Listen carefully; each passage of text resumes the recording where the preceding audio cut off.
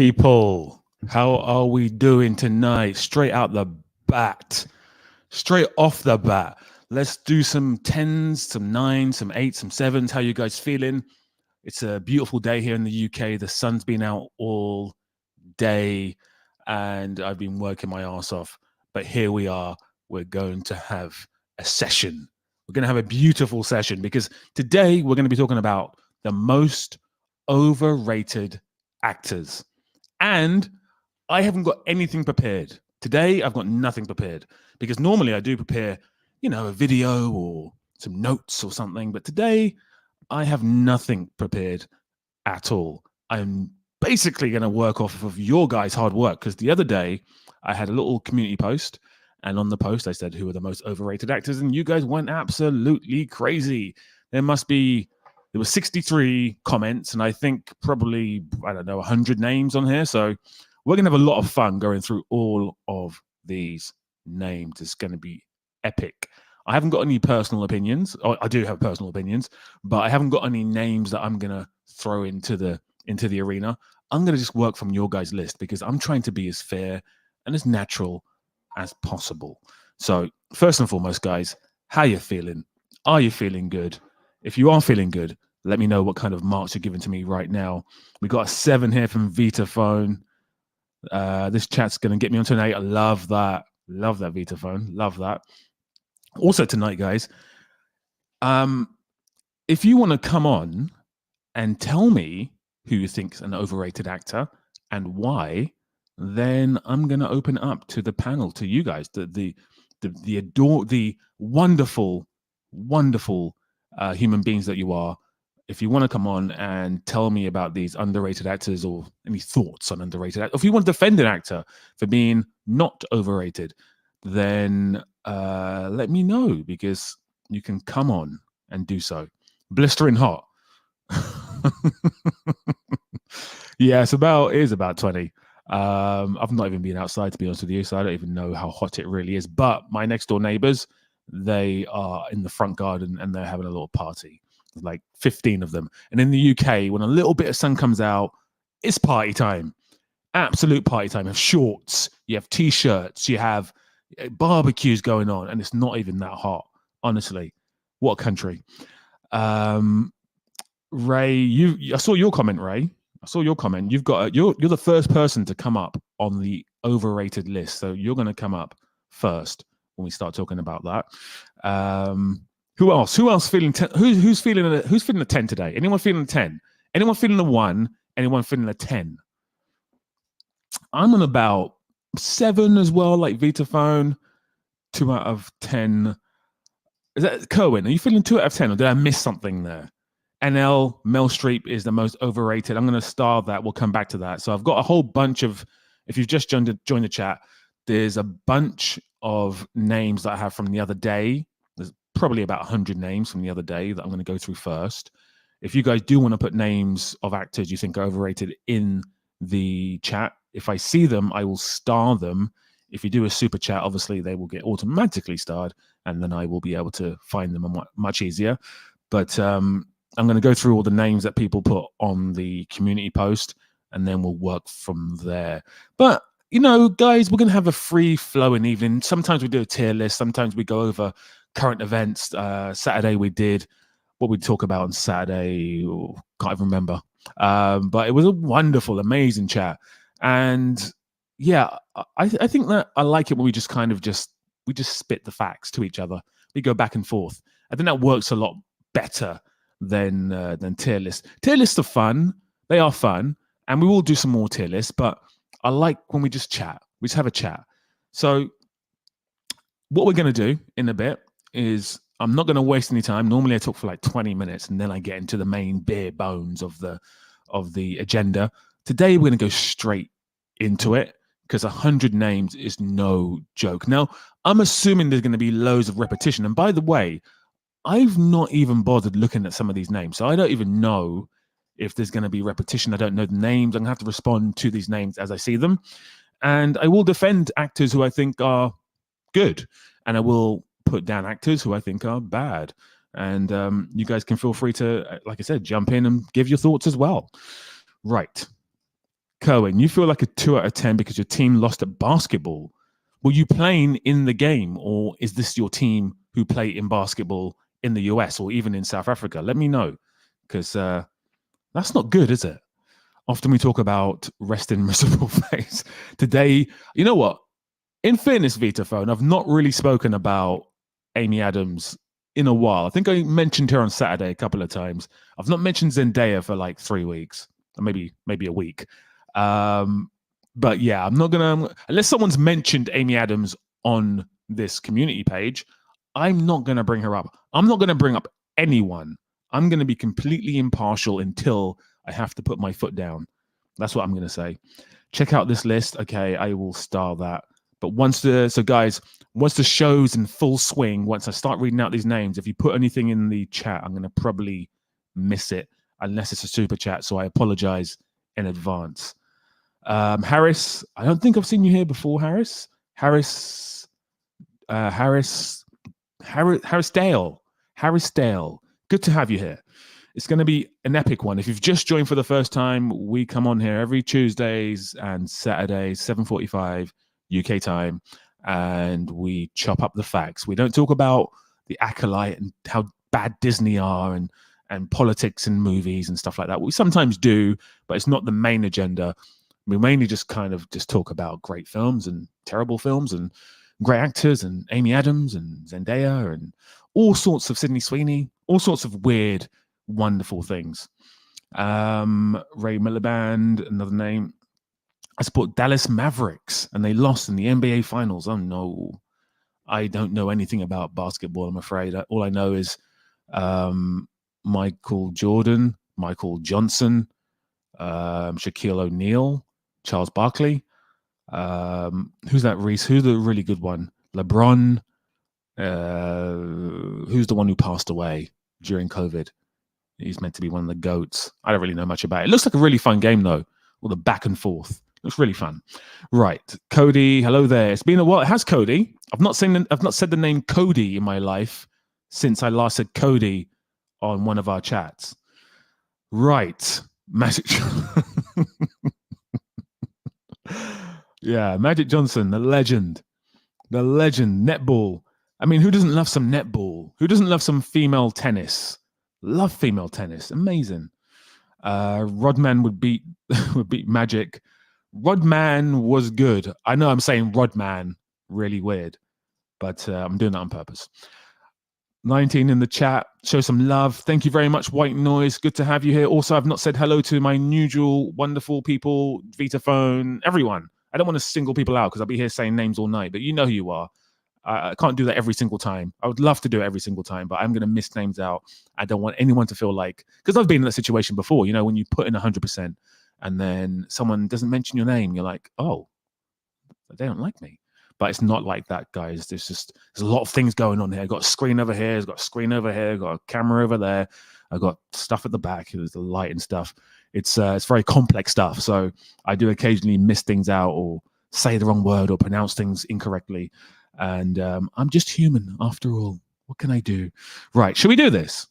If you guys want me to start, then we're going to do this. Hey, Sylvia. So guess what, Sylvia? You've preordained what's happening next. I'm going to have a review of Hitman up in a couple of days. So look out for that. I like what you're saying here, actually. I like Glenn Powell, but I feel it's too old for his generation of actors. We need new, more diverse it boy actors. He's got some potential. He's got some potential. Believe me, he's going to be the next big thing. He really is. Random question, but do you ever watch Joel Haver? No. Who is Joel Haver? Let me know, MK. Let me know. I've put that in the star, but I don't need to because I brought it up. Let me know in the let me know. Right, guys. Shall we do this? Vitaphone, I am. Honestly, like this weekend, I know I came on the stream, but I'm not going to lie to you guys. I'm gone. I was gone. Like I had a staff member off last week and the week before. And we're not like a massive company. We haven't got like 200 employees. There's like literally 10 of us. But that one specific person does a lot of work, and I had to jump in and do their job as well as doing my job, as well as making YouTube videos, as well as doing streams. And I thought I'm Superman, and I thought I can do it, and I did do it. But then Saturday or the weekend, I was gone, absolutely gone. I started writing a script for a new video, and I just stopped. I was like, I can't do this. I cannot do this. And I jumped on the stream for like 2 hours and 45 minutes, was it? And after that, I was gone again. Sunday was mashed up. Yesterday, I mashed up today. And yesterday, I played football in the evening. And today, I was like, I'm gone. I'm gone. But anyway, that's all irrelevant. Absolutely irrelevant. Shall we do this, guys? Shall we have the first name on the parapet? Who's going to be first? Let me get this up onto our screen. In fact, I can't because I fucked up. But in a second, we're gonna get the first name up on the screen. There we go. I've got it now. Right, guys. Do you know what I'm gonna do though? Actually, I'm going to do a couple of adjustments before I put it on the screen. Yeah. Okay. Bear with me, guys. Bear with me. Sorry about this. There we go. Lovely, jubbly, fantastic. Love that. Marcus, you didn't tell us who the lady was that rang the doorbell on our stream. Oh dear. I wish my life was that exciting. I wish it was like that. I wish my life was like that. I wish I had 5 minutes to indulge in the pleasures of social contact, but unfortunately, I am literally not available. I'm NA. It was my next door neighbor, and he's a very interesting character, and I like him. He's a very cool guy, but he's a very interesting character. So I didn't want to stop the stream to go and talk to him because I'd been talking to him for like 10, 15 minutes, and you guys are way more important. Right. Let's do this, shall we? Let's get the first one on screen. You can see it already, but let me stick it right there. That's what she said. And first one, I believe, is Ray. It is Ray. I can see the profile picture matches Ray. So Gal Gadot. Hollywood is trying to make her a lead, A-list movie star by force. She's not cut out for that category of actors. I think her best chances are in casting. Best chances in casting is to be in a group of lead mindless action movies like The Expendables. Right. Gal Gadot. I kind of like her. She's not a great actress, and that's what we're here to talk about. But if we're talking about as a movie star, I kind of like her. There's a film that I saw that was terrible. Red Notice, is it? With Ryan Reynolds, Ryan Reynolds should be on this list. He can be very annoying, but that film was so bad, and The Rock is awful in that film. He's always awful.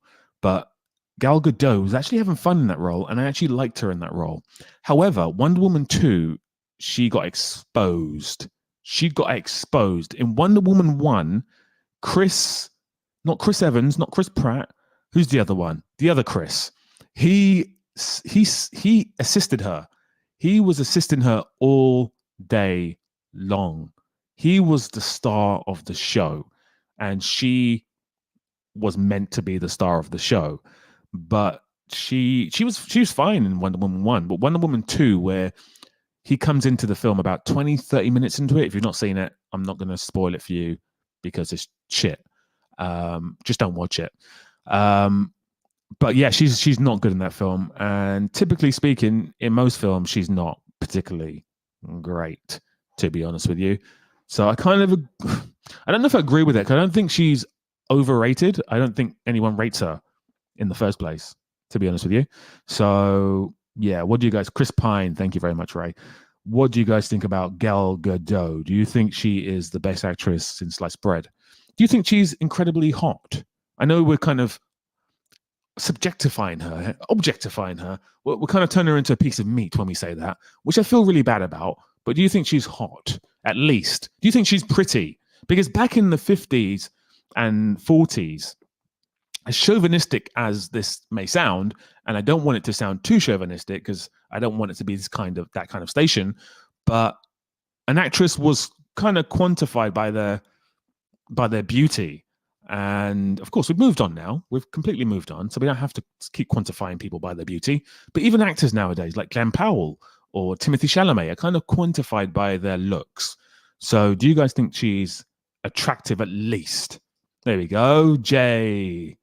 Sticking up for her. There we go. There we go. So we don't have to be completely cutie pie. I love that. We don't have to be completely mean to her. I love that. At the same time, I just want to quantify. We're not. She's not a piece of meat. I just want to say that on camera. So we're not seen to be sexist, because we're not. We're very fine humans. There's women in here. There's men. There's non-binary people, I hope. And we are just we're being nice tonight, but we're not, because we're being mean to people. Eddie Redmayne. Deary me, this guy. Oh, Vitaphone says she's pretty, because he doesn't think any actresses from the 90s onwards are pretty, but he thinks that she's pretty. So, make of that what you will. Maybe he's trolling. Who knows? Eddie Redmayne. I have some strong thoughts. I think he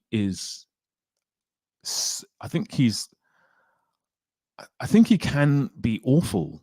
I think he can be terrible. In fact, I can't remember the last good Eddie Redmayne. There was like a moment, I think. So, Ray, you said that people were trying to make Hollywood was trying to make Gal Gadot into the next big thing. And I think that was maybe 5 years ago. Eddie Redmayne, between like 2013 to about 2018, they were trying to make him into the next big thing. But it's kind of disappeared. So I think everyone who didn't think he was a very good actor is very happy about that. I don't think he's particularly incredible. I don't think he's particularly bad. I think he's put in some absolutely awful performances. And I think he's put in some good performances. I think his performance in, is it Jupiter Ascending? Is that the one? Did I get that right? Jupiter Ascending. Is that what it's called? And he's just shouting his mouth off is absolutely woeful. Terrible performance. It's terrible. Absolutely. It's not how you act, Eddie. Not how you act. Eddie. That's not how you act. So I'm inclined to agree with this one. I don't think he's like hugely rated right now. So I don't think he's overrated per se, but he's definitely not as good as people thought he was. However, I think with the right direction, he can be pretty good. So I'm gonna say I'm on the fence with this one. Eddie Redmayne is like a one-hit wonder. He was good in The Theory of Everything. That's all. I've not really seen him in much, so I can't really speak to that. But yeah, he was pretty good. Pretty good in The Theory of Everything. So what do you guys think about Stephen Hawkins being at the... he was at the ranch, wasn't he? Well, it's not even a ranch. It was it was the Epstein villa. He was there, apparently. I think it's been debunked, actually. That I'm going to move on. I don't know how he got there. That's what. How did he get there? Kevin Hart. Right. Kevin Hart. Truth to himself. Oh, dear.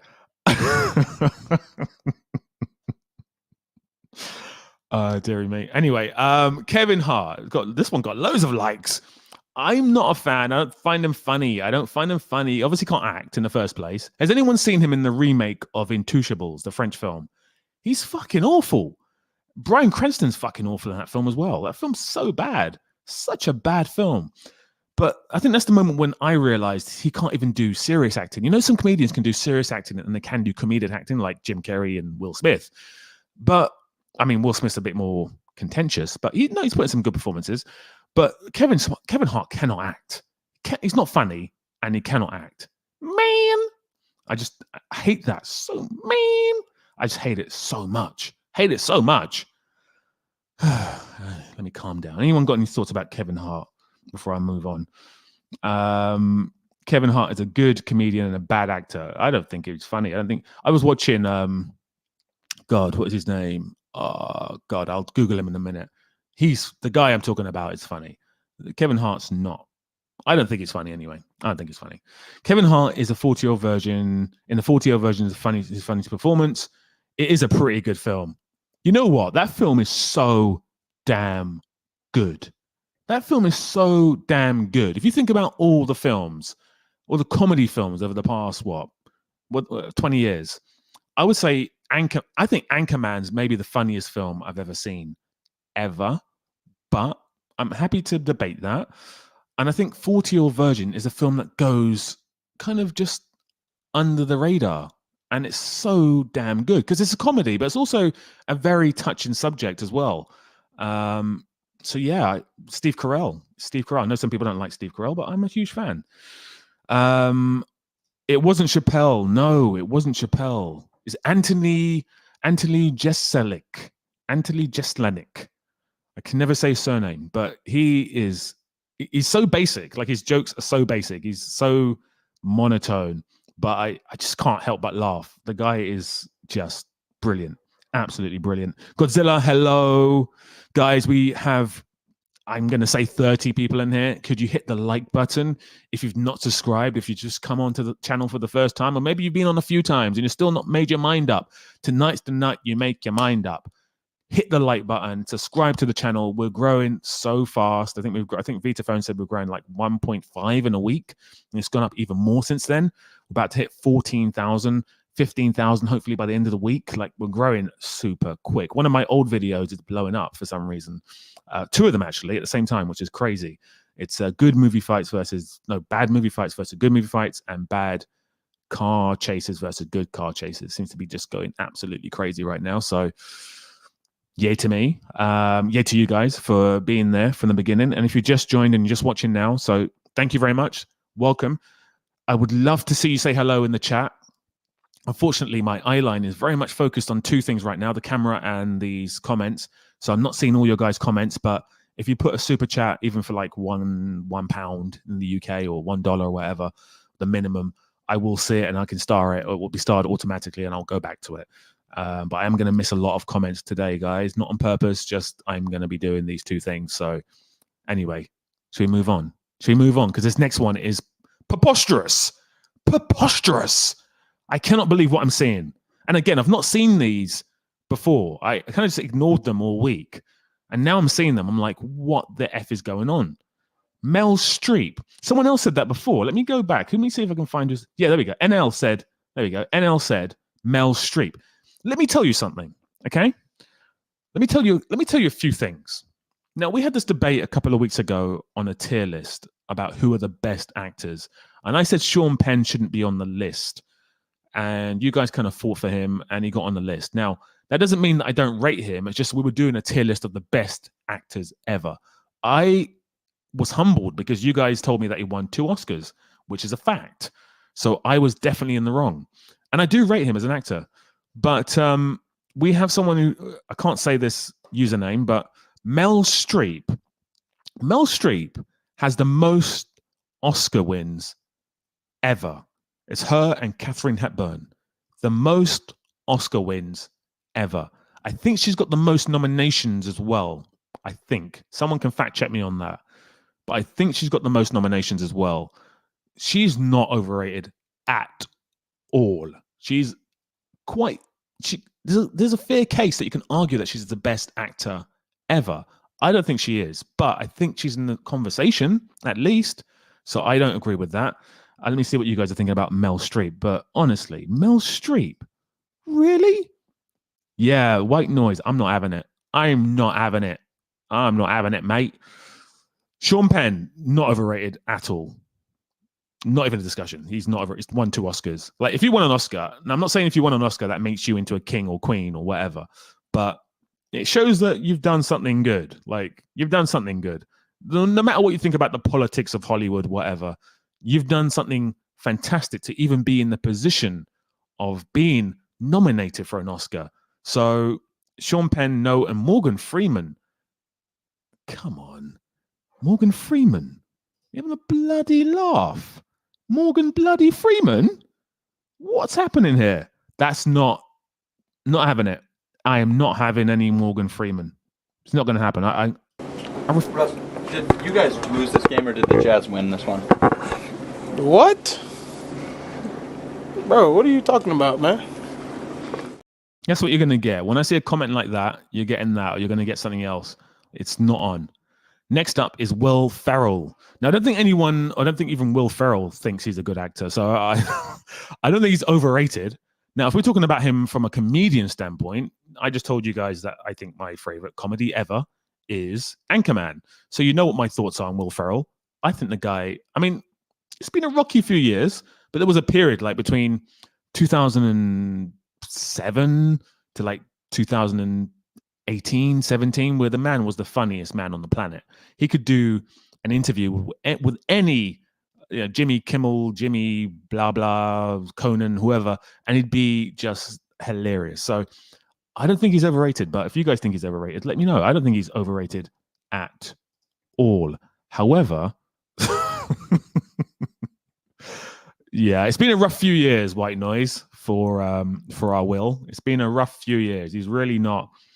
It happens, you get to a certain age. What's he, like 58, 60? I don't know how old he is, but his comedy hasn't transcended as time has transcended. He's still funny, but he's just not quite that funny.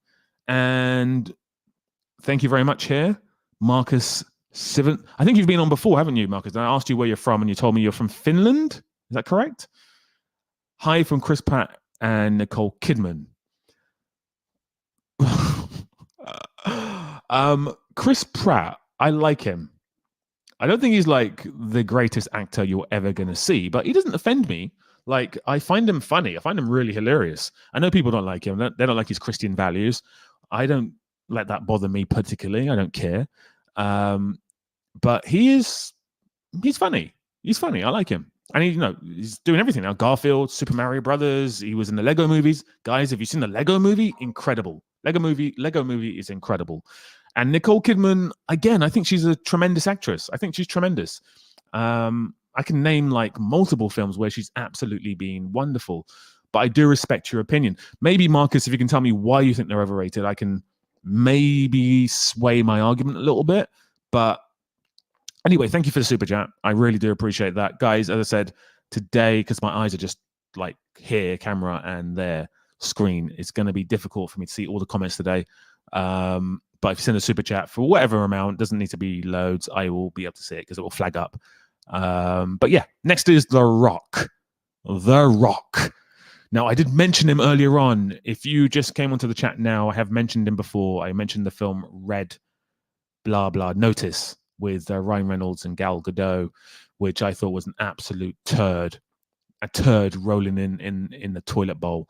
It was just bloody awful. Awful film. Looks awful. You can see the green screen. You can see the lack of ambition. I know it's shot during COVID-ish, but it doesn't give that any excuse for the film looking like a turd and the acting being pathetic and Ryan Reynolds being annoying. Like, anyway, let me stop going off on that film.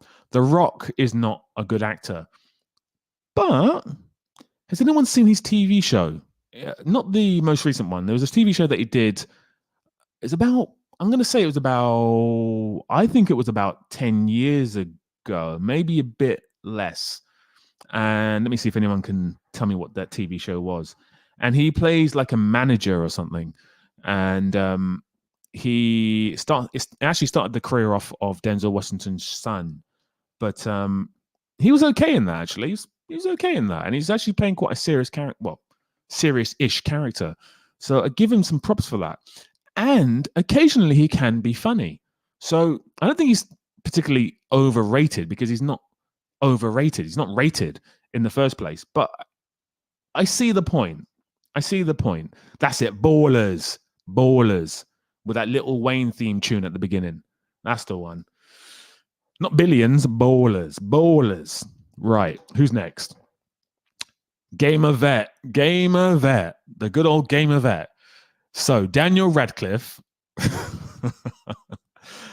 I hate Harry Potter. I hate it. I tried to watch the Harry Potter films. I ran out of films to watch, and I tried my hardest to like them because there's like 20 billion of them, isn't there? There's like 7 of them or whatever.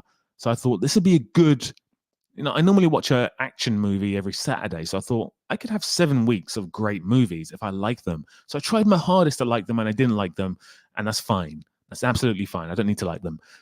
I Don't know much about him. I've only seen him in a few things. I saw him in what did I see him in? I saw him in the sequel to that Magician's film, whatever that shitty thing's called. Actually, the first one's pretty good, actually.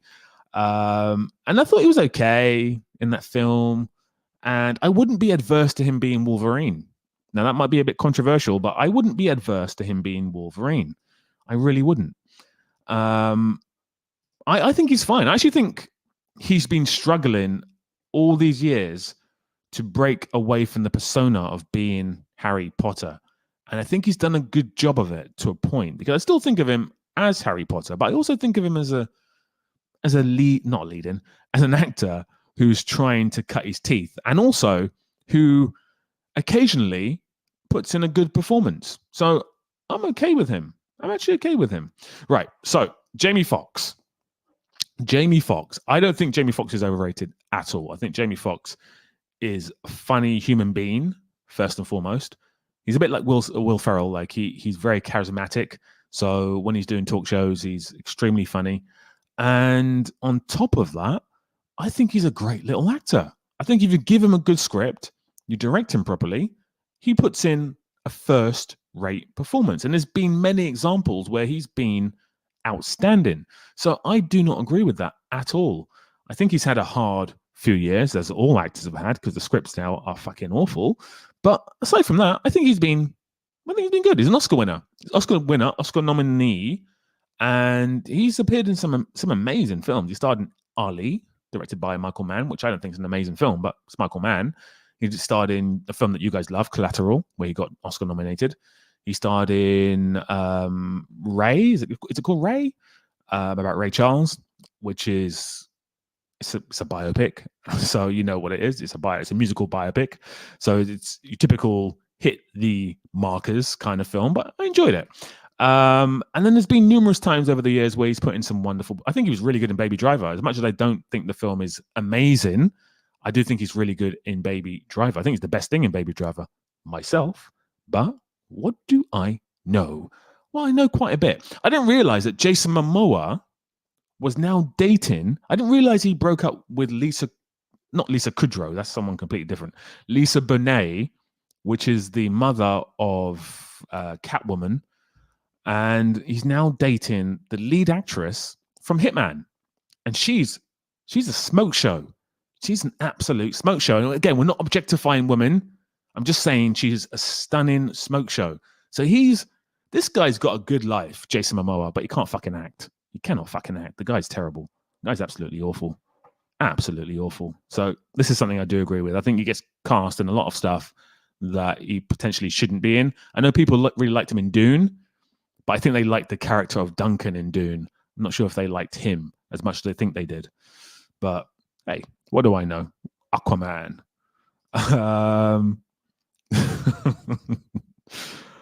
Biopics are just excuses for Oscar nods. They are, and they normally bloody do the trick as well. Like there's so many examples.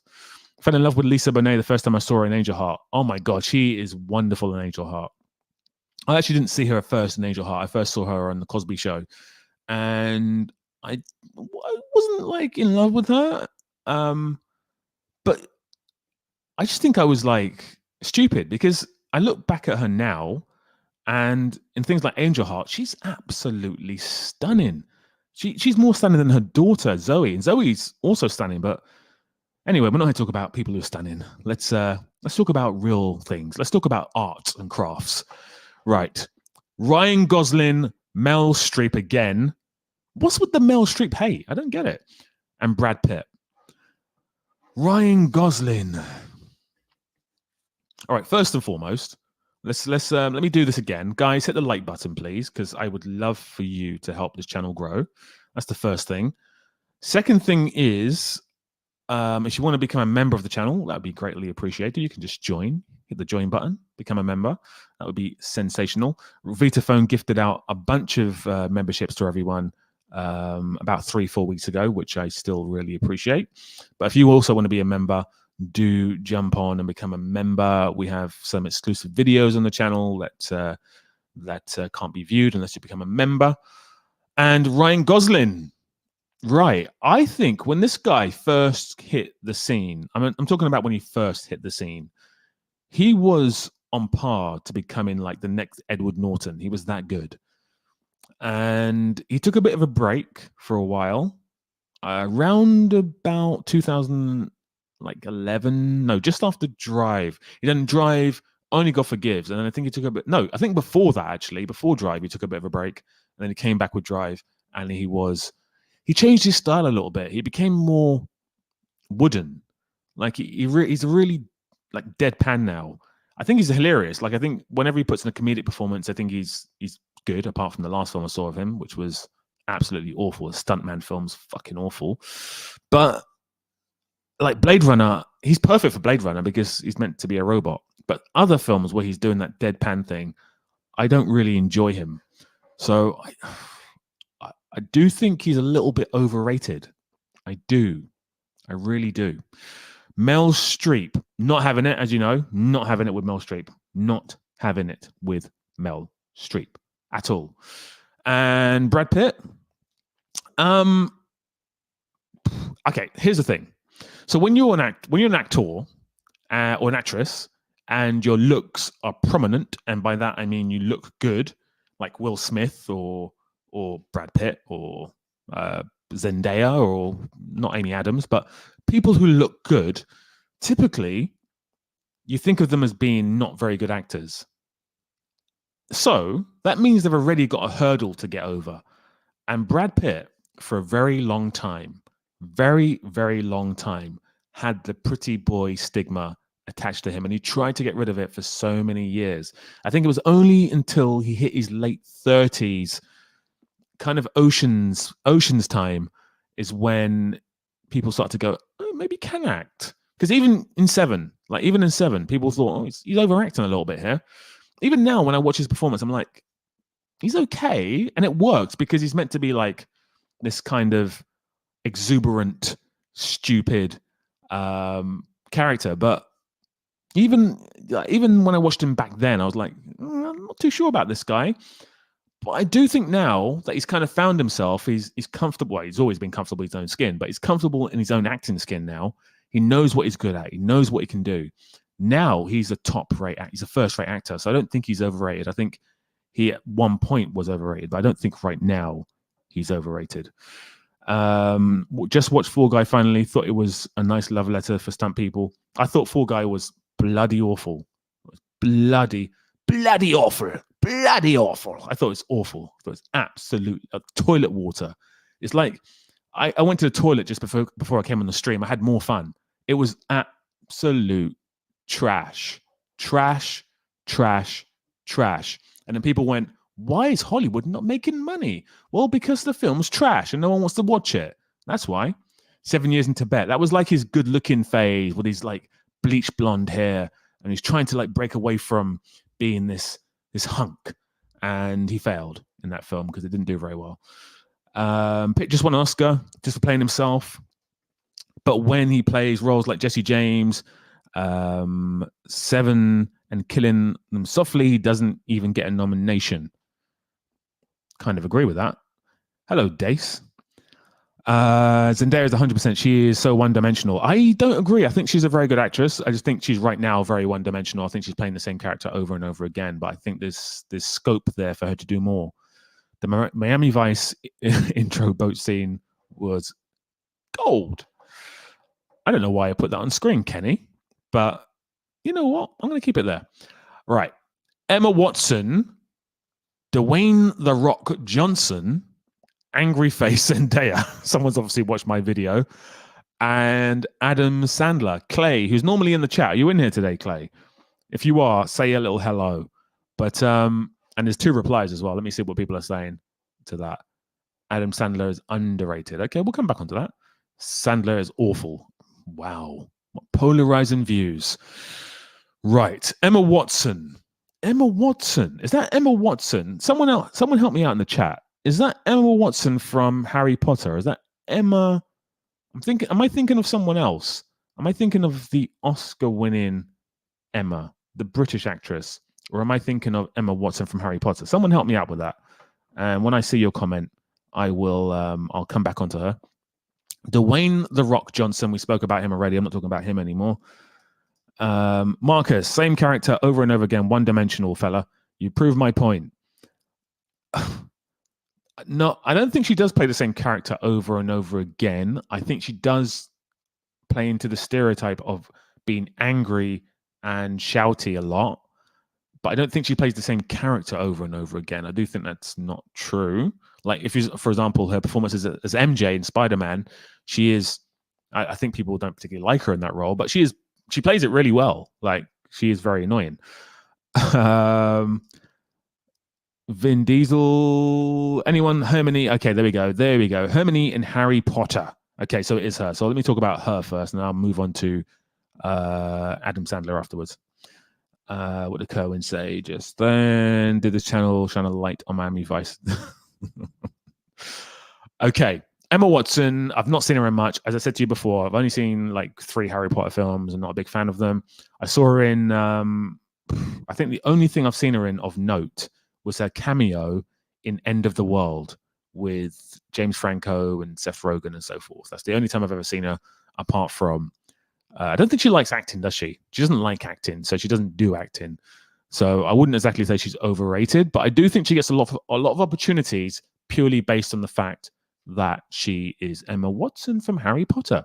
I don't think she's particularly, again, I don't want to turn this into an attractive versus not attractive battle, but she does not appeal to me in any way, shape, or form. I think I prefer Amy Adams. Next up is Adam Sandler. Adam Sandler, it's a tricky one. It goes into what I was saying before about comedians being good actors. And the reason why comedians are good actors is because they obviously have something broken in them. Like they have something broken in them. Like Robin Williams was a fucking terrific actor, but also one of the funniest people to have ever lived on the planet Earth. What an electric energy he had. But he also had acting chops like not many do have. And it's because something in them's broke. Like Will Smith has openly said, the reason he's a comedian or he makes jokes is because as a kid, he got bullied and he used to tell jokes to stop people from bullying him. And yeah, people who are comedians typically have something broken in them. So Adam Sandler, I don't know anything about his personal life, but I'm sure at some point he has something broken in him. And pause. And that was not intentional. And he is, I think he's good. I think, he's good. I think he's good. He's really good in Punch Drunk Love. I'm sure many people will quote that, like White Noise, for example. Dude, Punch Drunk Love. There you go. And then he's also really good in Jams, Uncut Jams. He's really good in Uncut Jams. And then he's also good in this. I saw this basketball film that he's in, and he plays a coach, and he's really good in that as well. So I think he's good. Guys, if you are putting names in the chat, I probably will miss them, unfortunately, today, because I'm doing this. Like, there's 3 things going on here. It's a myriad of things going on here. But my main focus is on these 2 things, which is my screen over here and my camera over there. So I'm going to probably miss so many names. So I do apologize in advance. If you send a super chat for whatever amount, then I'll be able to see it because it will flag up. But it may get lost if you put it in the chat. But I will try occasionally to, especially later on after I've gone through all these names, I will try and occasionally to look at them. Right, so Sandler, we've spoken about that. Zendaya, right, we finally got there. Zendaya. So we kind of spoke about her a minute ago. I am a fan. I think she's got bags of potential. She's very, very raw. And I want her to stop playing roles where she's angry, bitchy, shouty. I want her to kind of diversify her performances a little bit because she's got bags of talent. Believe me. I don't know where she gets it from, but there's something, I can just see it. Like there's so much you can, like I wish I could direct her because I would just get so many different performances out of her. She is very talented. I honestly believe that.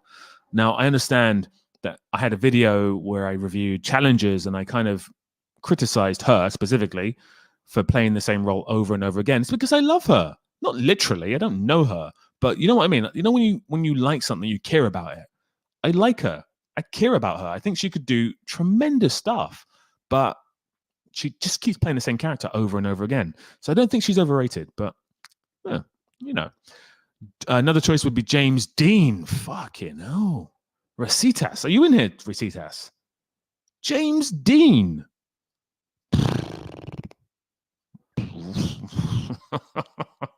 Right, I'm going to take a bit of a pause because I want to hear what you guys think about James Dean. I want to hear what you guys think about James Dean. Hit me with your thoughts on James Dean. Wow. That's hit me for 6. That's hit me for 6. Recitas. Wow, what's going on? James Dean. James Dean is a pioneer. James Dean is a pioneer. And there wouldn't be, I hasten to say this, but there wouldn't be a De Niro, Pacino, maybe even a Brando without James Dean. And I have to admit, I've never seen a James Dean film. I've seen some performances. I've seen some people talking about some of the things he would do on set. And he was one of the first real screen actors who brought method acting onto set. Because before that, it was like people like Cary Grant and Jimmy Stewart, who would be very much like this. Hey, today I'm going to go to the store. Don't do that. And it'd be very like, very theatrical. And they had to. That's kind of how it was. And then James Dean was the complete opposite. He was a complete wind change for actors. So I don't agree with this one at all, I must say. Purely based on the fact that he's so important to acting. Like actors who act now owe a lot to James Dean. So I can't really jump on board with that one. Ray Gaming, hello, how you doing? Marks out of 10, please. Transatlantic, that's it. Transatlantic acting, that's what it was. Hey, it's not American and it's not British, but it's definitely something. It was very, very much like that. And you were told to act like that as well. You were trained to act like that. So everyone acted like that. And it was annoying as fuck. But when you watch some of those films back in the day and you see the actors acting like that, you kind of love it. I kind of like it. Hey, see here, I think I should go down to the store today. It was amazing. Love it. Jared Leto was great, but I haven't seen him good in a performance by him. I haven't seen a good performance by him in a long time. A long time. I agree. When he first, and I mentioned the TV show that I saw a few years when I was a kid and a few streams ago. It's a TV show called My So-Called Life with Claire Danes. He's the lead actor in that show, and he's really good. Really, really good in that show. And then, of course, we have Requiem for a Dream, where he's brilliant in Requiem for a Dream. I think he was pretty good up until he won his Oscar. And then something just switched in his brain, and he just went, I'm going to just be crazy now. And he's just been absolutely shit. Like his rendition, I'm going to call it a rendition, because it's not even an acting performance. His rendition of the Joker is shocking. How is that a thing? How did the director, who I don't rate that director, how did that director get on set every day and go, dude, you're doing a great performance. Keep doing what you're doing. It's awful. It's awful. Absolutely awful. Honestly, did not enjoy him as the Joker at all. If anyone wants to defend him, as I said, I will put a StreamYard in the chat after I finish this. You can jump on and defend your favorite actor, or even just tell me the name of an actor as well. You say one thing and you say another, and everyone changes back again. I love that. Rebel Calls or whatever it's called. I'm trying to look at your comments now, guys. Jude Law, what, Paul, you think he's overrated, is it? Jared Leto has a great ability. I think he does. I think so. I don't know. Does he? Mudibus. Jude Law is good. Agreed on Leto. Fantastic. He was fantastic in the right role, but he's been horrendously miscast for some time now. I don't think he's been miscast. I think he's picking roles. I think he's very selective about the roles he takes, and he's taken the roles that he thinks are going to push him to his absolute maximum, where he can just fuck around on set, like in Blade Runner, where he pretended to be blind off set as well. Now, I understand if you want, I mean, Al Pacino done this as well, but I understand if you want to be a method actor and you want to, you want to get the best performance out of yourself. If that helps you get to your best performance, great. But the minute it starts messing around with the production of a film, we have a problem, don't we? Because it's not real, people. Acting is not real. You're meant to act. So if you're blind offset as well, and people are escorting you onto set because you're blind, you're not fucking blind. Like, to be blind, you have to be blind. So you're not blind. Stop fucking around. Get on set. Do your lines. Get back in your bloody trailer and fuck off home. That's what I say to those actors who are pissing around with being blind and pretending they're war vets and building shoes and going to the jungle for like 6 months. Guys, could we do that? Could we go to the jungle for 6 months and just sit down and learn how to be a wild, untamed human? We can't, because we have bills to pay. And I can't get on board with actors who, I can't do it. I can't do it. Like, if you're going to be in Taxi Driver, Robert De Niro became a taxi driver for 2 weeks, and he actually did become a taxi driver for 2 weeks. That's okay, I guess, like, as long as you don't hurt anyone. But if you're getting on set and you're not talking to people, you're saying you have to call me Abraham, I will only be addressed by the name Abraham Lincoln. What are you fucking talking about? Shut up, sit down, camera's going to go action in a minute, sound's going to be at speed, shut up, do your lines, get off set. If you want to be a method actor in your trailer, do it there, don't do it on set. So that's my opinion on method actors. My rant is over. Meryl Streep again. We're going to have a little chat about Meryl Streep, I think. I want to hear your guys' opinions on Meryl Streep. Jude Law. I kind of mentioned this before. Not really. I think he was, again, pretty boy who found it a bit of a struggle to be taken seriously. In Talented Mr. Ripley, where he plays alongside Gwyneth Paltrow and Matt Damon, he's definitely the weakest of the three. But over the years, he's become less good looking because his hairline is receding like a motherfucker. So he's had to endure his acting abilities. And I have to say that he's really good in Sherlock Holmes films. He's really good in the Sherlock Holmes films. If you cast a method actor that's on the casting director and the director, I will fight you. I guess you're going to have to at some point, Vitaphone, when I put the StreamYard link in there. Jude Law in Firebrand yesterday, solid performance. Some actors don't have that switch, so they have to stay in character. I get that. I get it. Again, if you're a method actor, haven't got an issue with it. But the minute it starts infringing on other people, we obviously have a problem. If you're having to have other people take you to set because you can't see when you can see, that is preposterous. That's crossing the line. It's crossing the line. Or if you just, like Dustin Hoffman slapped Meryl Streep on a take, just before a take, to piss her off. She didn't ask him to do that. That's taking the piss. Like, that's not allowed, surely. Surely you guys agree that's not allowed. You can't slap a fellow actor on set because you want them to get angry in the scene so you can get better so you can put in a better performance yourself. That's not on. That's definitely not on. Shadow Prince 101, good to have you in here. Never seen your name before, so welcome. As I said, Jude Law, I thought he was okay. He was actually really good in The Young Pope. I've not seen that myself. Brad Pitt is the most overrated. Hello, hell. DiCaprio was, but then he got fat.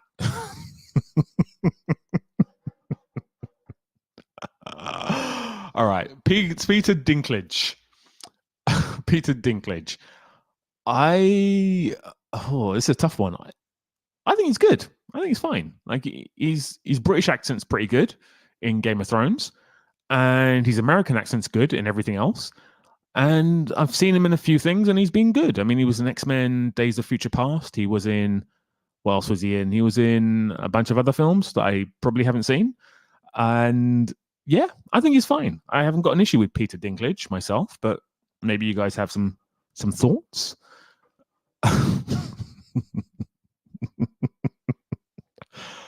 Guys, we are not a fat shaming channel, please. We're not sexist. We're not fat shaming. I won't have it on this channel. No more fat shaming and... Oh, man. Oh, God. Oh, man. Oh, God. Oh, man. Oh, God. Oh, man. Oh, God. Oh, man. Oh, God.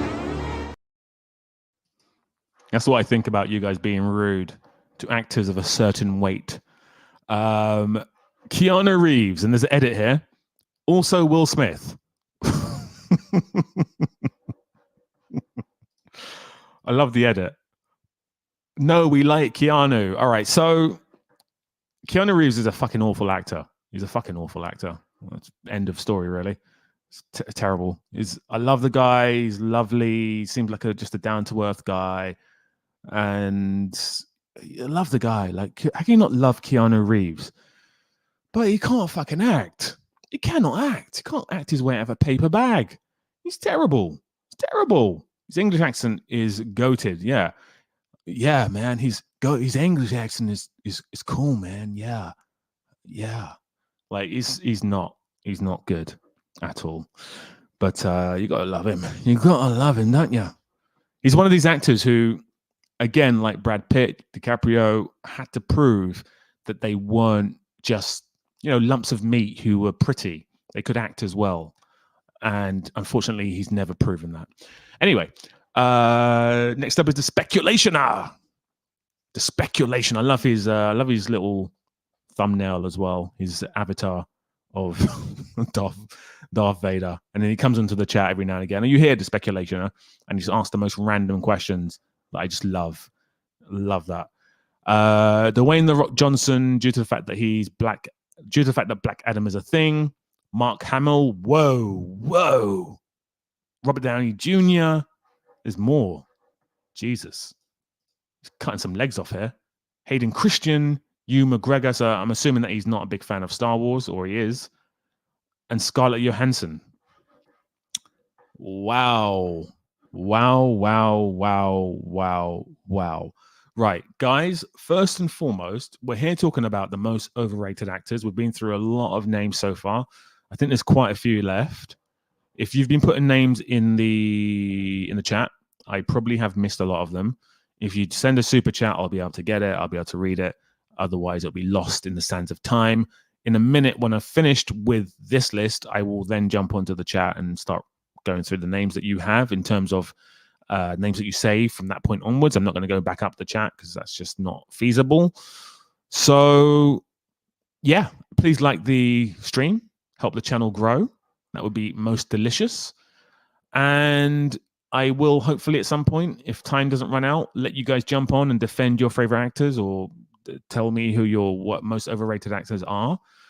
And I will also stick a poll in the chat in a second. And we're gonna have some fun, guys. We are having fun. This is great. I'm loving this.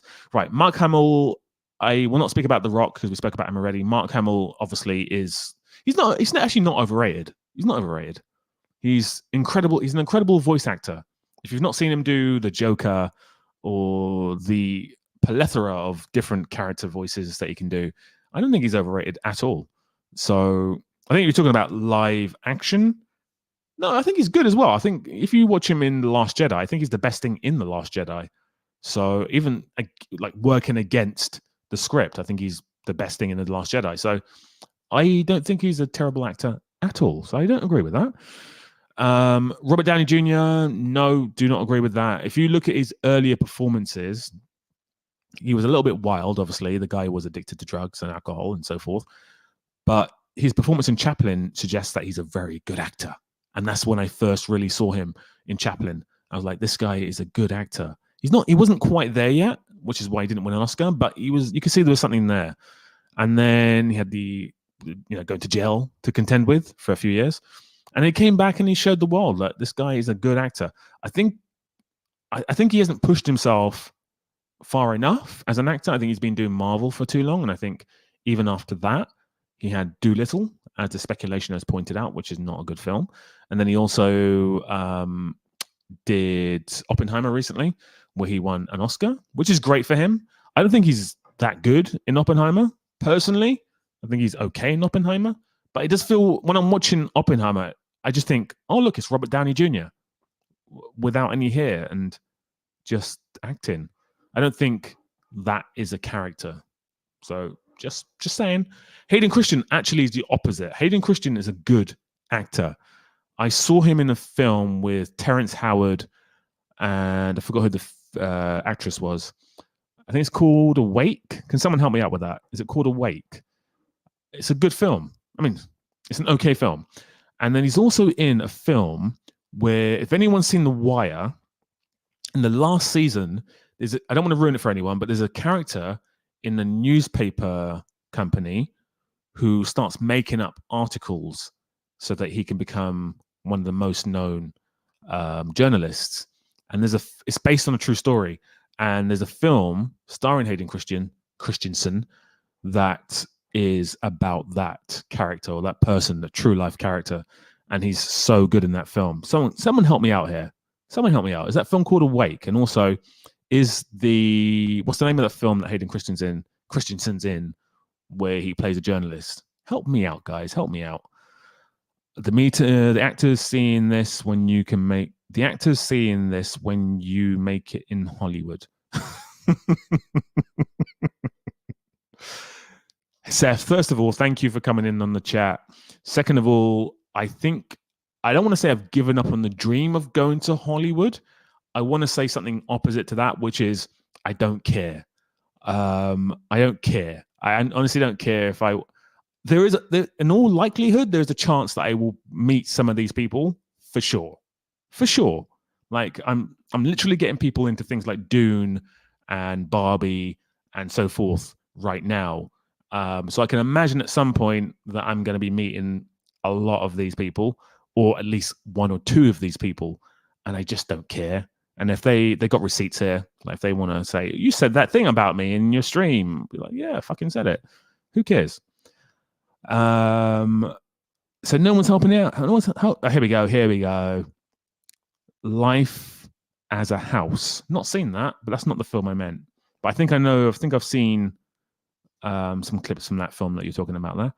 RDJ is also fantastic in Kiss Kiss Bang Bang. He is indeed. Agreed with that. Sagnick, hello, Sagnick. Daniel Craig is overrated. He's not, but we'll talk about that in a bit. Right, let me get on with my list. No one gave me a little assist. No one's going to help me out with the Hayden Christensen information. No, Christensen information. Ewan McGregor is not overrated. I think Ewan McGregor is a fine actor. I think at times, like in Trainspotting, he's gone beyond being just a fine actor. But I think for the most part in his career, he's been like he's like one of these steady eddies. He's like a James McAvoy. He's like a very steady actor. So he never gives you beneath a 7, and then he never gives you above an 8. He's just always kind of there. That's what I think about Ewan McGregor. So I don't think he's overrated at all. Scarlett Johansson, no, I don't think so. I think she's actually wonderful. I think if you look at her filmography, she's been fantastic in the things that she needs to be fantastic in, like Marriage Story and Her.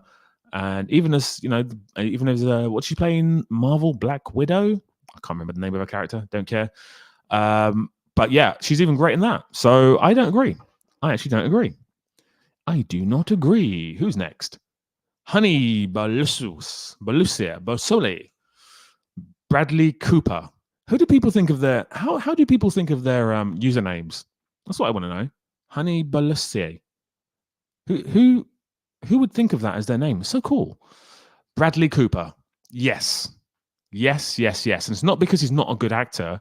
It's because he's just trying so damn hard. It's almost as if he'd done The Hangover, which is a hugely successful film, and he made his name in The Hangover. Because before that, he was kind of like a bit part actor. And then The Hangover was the moment that people went, who's this guy? He's kind of good looking. Okay, maybe he can be like the next Hunk, the next Glenn Powell, or the first Glenn Powell.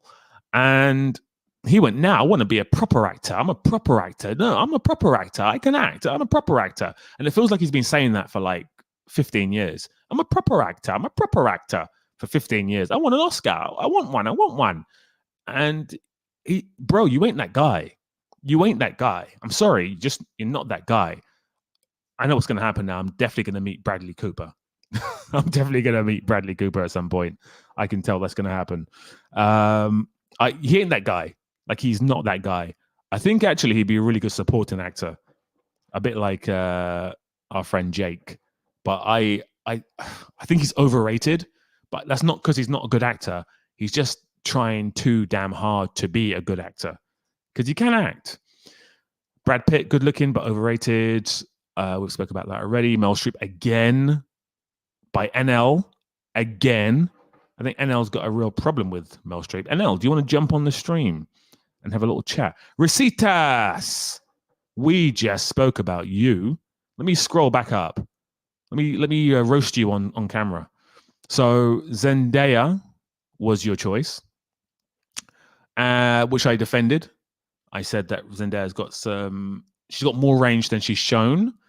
And then James Dean was thrown out because James Dean originated the art. Well, he didn't originate. He was the first screen actor, one of the first screen actors to make method acting popular. And without him, you wouldn't have your Marlon Brandos, your Robert De Niro. You wouldn't have any actors who work today without James Dean. So he's a pioneer. So I can't have it with James Dean. And also, he didn't do many films. So I don't think so. Jane and Jared Leto, I do agree with. So welcome to the chat, Recetas. And next up is the infamous. No. I'm going to say Bootle Bad Boy, but we're still on NL. And NL, I'm still challenging you. If you want to jump in, I know you have. I know you've been there the whole time because you actually have starred one of your chats. And I brought it up before. Do you remember? I starred this one. You said Meryl Streep is the most overrated. But if you want to jump on and talk about Meryl Streep, I'm happy to do so. Ryan Reynolds, I don't think anyone rates him, so I don't think he's overrated. But I do think this guy has found a niche for himself, which is good for him. Because before that, he was just stumbling around in the dark, doing all sorts of films, trying to be a really nuanced actor, or trying to do a comedy film, or trying to do like a slapstick comedy film. He was all over the place. And he'd done Deadpool and realized, there we go. I know what I can do now. This is what I need to do. And in fairness to him, I think everyone should do that. If you find a niche for yourself, guys, don't feel like you need to step outside the box and prove to everyone that your niche is all you can do. You can just keep hitting the wall of your niche. It's going to get boring, but it's going to be successful. If you think about soccer players, I don't know if you guys know anything about soccer players apart from Kerwin, but Ronaldo I think he's the most followed person on Instagram.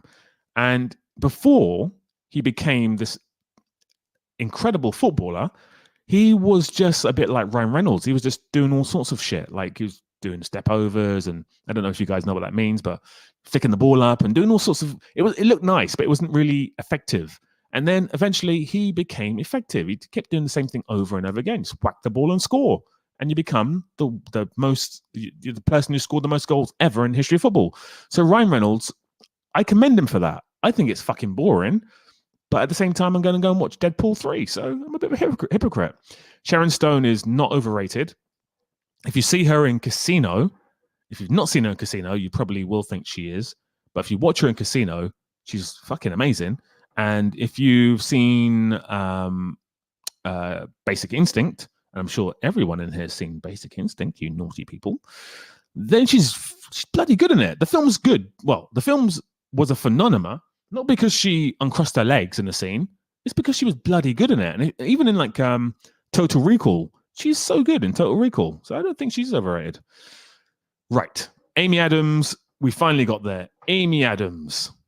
Amy bloody Adams. Finally. The true love of my life. She is a bloody great actress. And again, I think she's got a face like a smacked bottom. She looks miserable as fuck. She looks so miserable. But she's a bloody good actress. I can't take that away from her. Like, she's like elite Hollywood actress. She should have an Oscar by now. But she hasn't. So sorry, Amy. But she is an elite actress. So I can't be having any bad words against my beautiful, beautiful Amy Adams. Right. Recetas said, I have I have a problem and I need some advice. I'm writing it. Okay, I'll star that and I'll come back to that in a bit. Amy Adams is not overrated. She's brilliant. Totally agree with you, Cohen. Some people hate her face. Okay, no, let's do this. I already did. You'll miss me when I said she was over the top in Sophie's Choice. Her lugubrious voice in Out of Africa meant, I mean, this weirdly mournful voice she was making in that movie. What the fuck? Sophie's Choice is a fucking boring film, but she is magnificent, especially when they do the flashback of her. I think she's in Poland at that point. She's magnificent in that film. I don't know what you're talking about. She's magnificent in Kramer versus Kramer, in The Deer Hunter, in something like what's that film with Anne Hathaway, Devil Wears Prada. She's bloody amazing in that. I can't have it. I just can't have it. Even like the Death Becomes Her. She's having so much fun in that film. She's so bloody good. So bloody good. She's definitely one of the best actresses ever. Great actors take big swings. They won't all hit. Yep, totally agree. Right, so NL, you've had loads of comments from that one, and you've got loads of names. Jennifer Lawrence. I don't think so. I think she's a good actress. She can dabble into comedy. She can do serious stuff. I think she's a good actress. Nicolas Cage. No, not for me. I think when Cage is on form, Cage is brilliant. But I think, like Vitaphone says right here, he takes more big swings than most, and he misses with a lot of them. But when he hits, does he not do some tremendous acting? I think he does. Will Smith. I'm not a huge Will Smith fan, not because of the slap, but purely because I can't have it with him and his wife dying in every film. I mean, it doesn't happen anymore, but it used to happen in every film. His wife would be dead, and I can't be having that. Not because I think his wife shouldn't die, but it's such an easy narrative stroke, and he was doing it every film. It's just kind of, he was spamming in the wrong way. But I think he's good when he's really good in King Richard. Leonardo DiCaprio, wow. NL, do you like any NL? Tell me in the chat. NL, tell me who's a good actor. Tell me who's a good actor. Because this list it's outrageous. Leonardo DiCaprio? No, not for me. I mean, not for me. I haven't really got anything to say about that. I just don't agree with it. Denzel Washington. Wow. Why Denzel Washington? So NL, tell me who you think is good, and I think we'll work that way. We'll work from what you think is good to what you think is bad, and then I can kind of see where you're coming from. Because right now you're getting this. You get your fucking hands off me. That's what you're getting. And tell me who you think is good in the chat, and then I can put that on screen. We can talk about that, and I can kind of see where you're coming from. Because right now I'm struggling a little bit. I'm struggling a lot because even all these names are powerhouses. They're like the elite actors. Apart from like Sharon Stone is probably your best shout, but even her, I think, is a good actress. I agree on many of these, but Leo, really, to me, he's really one of the greatest on the short list. Nick Cage has done some really good roles. Pretty much what I said. Leo is always just Leo. He's good, but ultimately, okay, here's your argument. He's good, but ultimately simply Hollywood's favorite pretty boy. He's not anymore, though, is he, NL? He hasn't been everyone's favorite pretty boy in a while. So don't agree with that. I'm going to like that, though, because I like your argument. He hasn't been a pretty boy for decades. Someone's just said what I said. Sounds like you're stuck on the 90s. This is like a back and forth. So I think I'm going to move on. But NL, yeah, let me know who you think's good in the chat. I would love to. There you go. Kristen Bell is mighty decent. Kristen Bell is a good actor. I agree with that. Anyone else? NL? Anyone else? Bootle Bad Boy. Let's do this. Brie Larson, Daniel Radcliffe, we've spoken about him. Keanu, we've spoken about him. Mark Wahlberg. I don't think anyone really thinks Mark Wahlberg has ever been a good actor, but I actually think he can do some good performances. Gwyneth Paltrow, I think, is a great actress. She just doesn't give a shit anymore. But when she was hungry for the Oscar, she was putting in performance after performance. If you think about her 90s, it was full of incredible performances. It was Shakespeare in Love, which I think is a great performance. Seven, Sliding Doors. Just spoke about a film as well, Good Will Hunting. Like she was on it, and she was putting in some really good performances. Lady Gaga, I can agree with you on.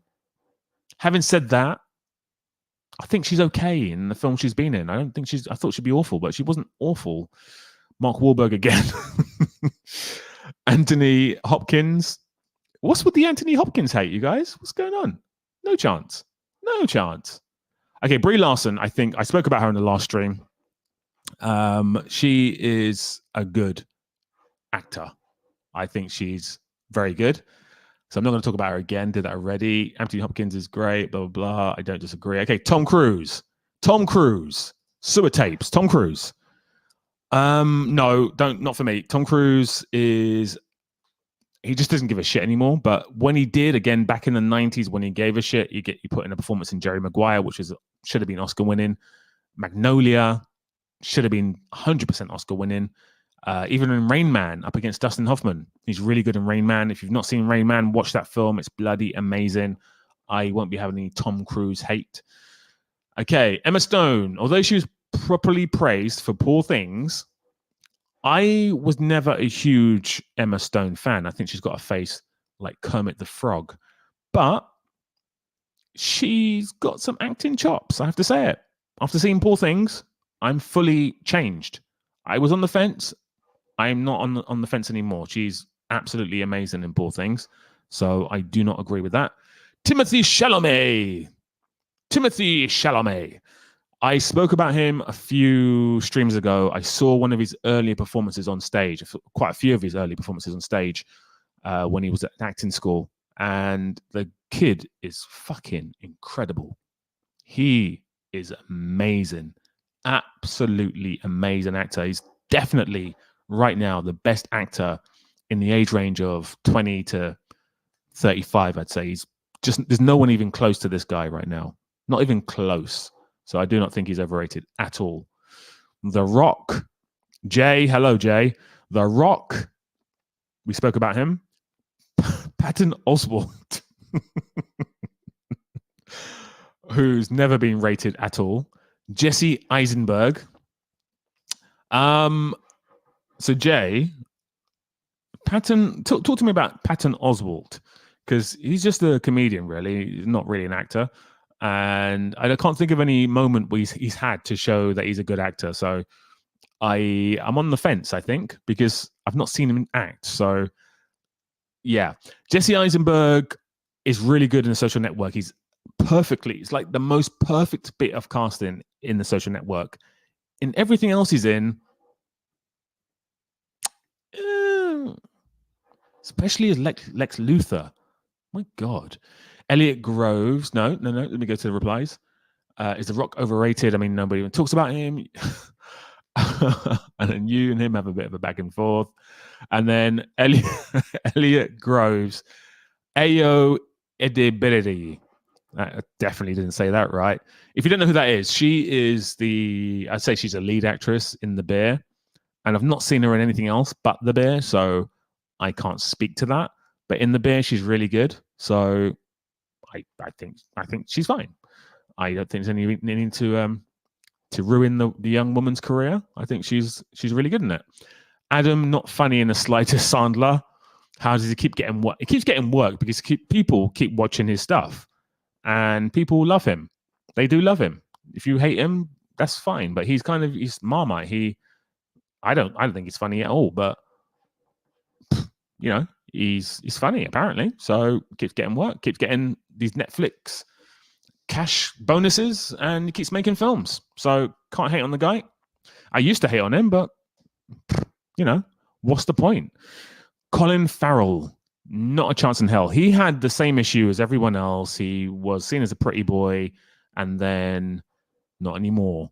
And I think it was a Lobster is where I saw that he was actually a bloody good actor. So I'm not going to agree with that. I think Colin Farrell is bloody good. Tom Hardy, White Noise. Hello, White Noise. Here's your comment. It's your moment. Rosita, so you're saying that you think Colin Farrell is overrated? Just Yeah, I agree. Freaking good actor. White Noise. Tom Hardy. I'm not a big fan of Tom Hardy at all. I think he's classic example of an actor who takes his shit way too. I don't want to say seriously. I don't mind seriously, but he takes his shit beyond what he should do, if that makes sense. And I'm struggling to think of a great performance. His performance as Bane is not great. I know it's amusing, but he's not great in the film. And I'm struggling. I'm struggling to think of a great Tom Hardy performance. I really am. I can't think of one. But if you guys think of one, let me know. If you think Tom Hardy is wonderful, let me know. Right. Thank you, Jody. I know Jody. Jody's normally in the chat. I don't know if you're here today, Jody. Right. These are all slightly or massively overrated. Charlize Theron. Well, there's so many names. Charlize Theron. I don't agree with that. I think if you say slightly overrated, yes, but I don't think she's overrated. Tom Hardy, we just spoke about. Ryan Reynolds spoke about. Hugh Jackman. What do you guys think? Hugh Jackman? I think he's a good actor. If you see him in Prisoners, he is fantastic. Burt Lancaster. So Burt Lancaster is actually a method actor, from what I remember, and Burt Lancaster is a good actor. I like Burt Lancaster. Steve Carell. There's actually a film. If anyone can tell me this, I will put your name on screen. There's a film with Burt Lancaster and Tony Curtis. And it's set in New York. It's a really good film. It's a black and white film. If anyone can tell me the name of that film, I will put you on screen. Let me know. It's such a good film. But yeah, he's a good actor, Burt Lancaster. Steve Carell, nope, don't agree with that. I think Steve Carell is a wonderful actor. It's back to the comedian, dark thing kind of thing. Yeah. Vita Phone says Rock and Roller. He's not good in Rock and Roller. Come on, he's not good in Rock and Roller. That Rock and Roller belongs to Mr. Baldy, whose name I can't remember. Jason, is it Jason? And Tom Wilkinson, R.I.P. It's their film. It's their film. He's hardly in it. He's really hardly in the film. Idris Elba and This is Sparta. This is Sparta. He's in it as well. Jared Butler. They're the leads of the film. And Tom Hardy was kind of getting back to form because he had a bit of a drug habit. And that was kind of his comeback film. And he's barely in it. Warrior. He's good in Warrior. I agree with that. Fury Road. Not really. He's just an action star in that. Dunkirk. He's just not really. He's just doing this. That's what he's doing for the whole film. He's can't hear what he's saying. He's in the plane for most of the film, and then at the end of the film, you see the back of his jacket, and he's pushing on. He doesn't really do anything. Bronson, he's amazing in Bronson. I give you that. He's amazing in Bronson. Inception, you must have a higher imagination, darling. He's okay in Inception. No one's like amazing in Inception. Locke, I don't like that film. I think it's shit. The new Spider-Man, the new Spider-Man's girlfriend, Zandilfa, or whatever. I wish I could get a screenshot of that and just put it on screen forever. I love that. Zandilfa. That's amazing. Stanley Tucci is not overrated. Jennifer Lawrence spoken about. Edward Norton? Fuck off. No chance. Halle Berry. I mean, she didn't deserve an Oscar for Monsters Ball, but she's not overrated. I think. Keanu, if anyone generally plays acting, no one did. Boyd Holbrook. This is an interesting one. This is maybe the most interesting one all night. Should we talk about him for a bit? And then I like this one as well. Shia LaBeouf. So I'm going to jump onto the chat now. And should we talk about Boyd Holbrook? Because I think Rositas, he's not amazing in The Revenant. He's not. His accent's awful. He's mumbling as well. He's like, boy. I'm like, what the fuck are you saying, man? Fucking enunciate your fucking words. You're meant to be an actor, meant to project. Like, it's not a good performance. I'm sorry. This is my problem with him. He's just mumbling his way through his career. He thinks he's method acting. I'm definitely going to meet Tom Hardy now. He thinks he's method acting, but he's not. He's just mumbling through his whole fucking career. So yeah, Boyd Holbrook is really good in Narcos, and he's okay. I like him. He's really good in the new season of Justified, where he's the main antagonist, and he's really good in that. So I don't agree with that. Shia LaBeouf is frustrating as fuck. Shia LaBeouf's a good actor, and again, he's one of these annoying method actors who stays on. You know, he didn't wash for the whole of his time on set on Fury with Brad Pitt, and so he's an annoying fucking method actor. But there's so much talent there. I can't speak on his personal life because he's done some wild shit, but he's a fucking good actor, man. Really, there we go, Ray. Yeah, I totally agree. She is good. He's wasting his own potential, though. Yeah, he's not gonna. He's either gonna have like a Robert Downey Jr. switchover moment, or he's just gonna fade into obscurity. Unfortunately, it's a real shame. I met Gerard Butler's assistant a few weeks back. He's currently filming Greenland 2. Yeah, he's been filming that for like 2 years because I put people forward for some roles in that. Shea is very good, but he seems to be constantly soft. Yeah, it's a real shame. Real shame. Jared Leto, we spoke about. Kate Hudson, not going to talk about her because no one really rates her, and I think she is a good actress. Okay, Isaac. So soon we will be finished with these names, I think. Yes, we are. We've just got 2 more left. Denzel or Leonardo are truly fucking overrated, to the point that I don't see how you could separate the characters from themselves. I just see the actor trying to be someone else, not the character. Now, NL, if you had made these points, I may have agreed with you. And maybe you have in the chat, and I've missed it. But I understand. I do understand. When you're watching Denzel, you are seeing Denzel. Especially nowadays. DiCaprio, sometimes. So I do agree. But when these guys put in performances of great standing, they are untouchable. Like Denzel as Malcolm X, Denzel in The Hurricane. I actually think his best performance is in The Hurricane. Denzel in Training Day is the best thing about, I think, quite an average film. And Glory, he's amazing in Glory as well. And then there's times when he's more charismatic and he's just Denzel. So I agree with that. But when he's putting in that work. DiCaprio, I love him in Wolf of Wall Street. That's his best performance by far. He's really good in Romeo and Juliet. So I don't think they're overrated, but I do understand the point that you think they're just playing themselves. So, yes. Denzel was great in Roman J. Israel, a different role. Totally agree, Rositas. It is a different role. I don't think he's great in it. And I don't think the film's great either. I think Colin Farrell's in that. I think. Okay.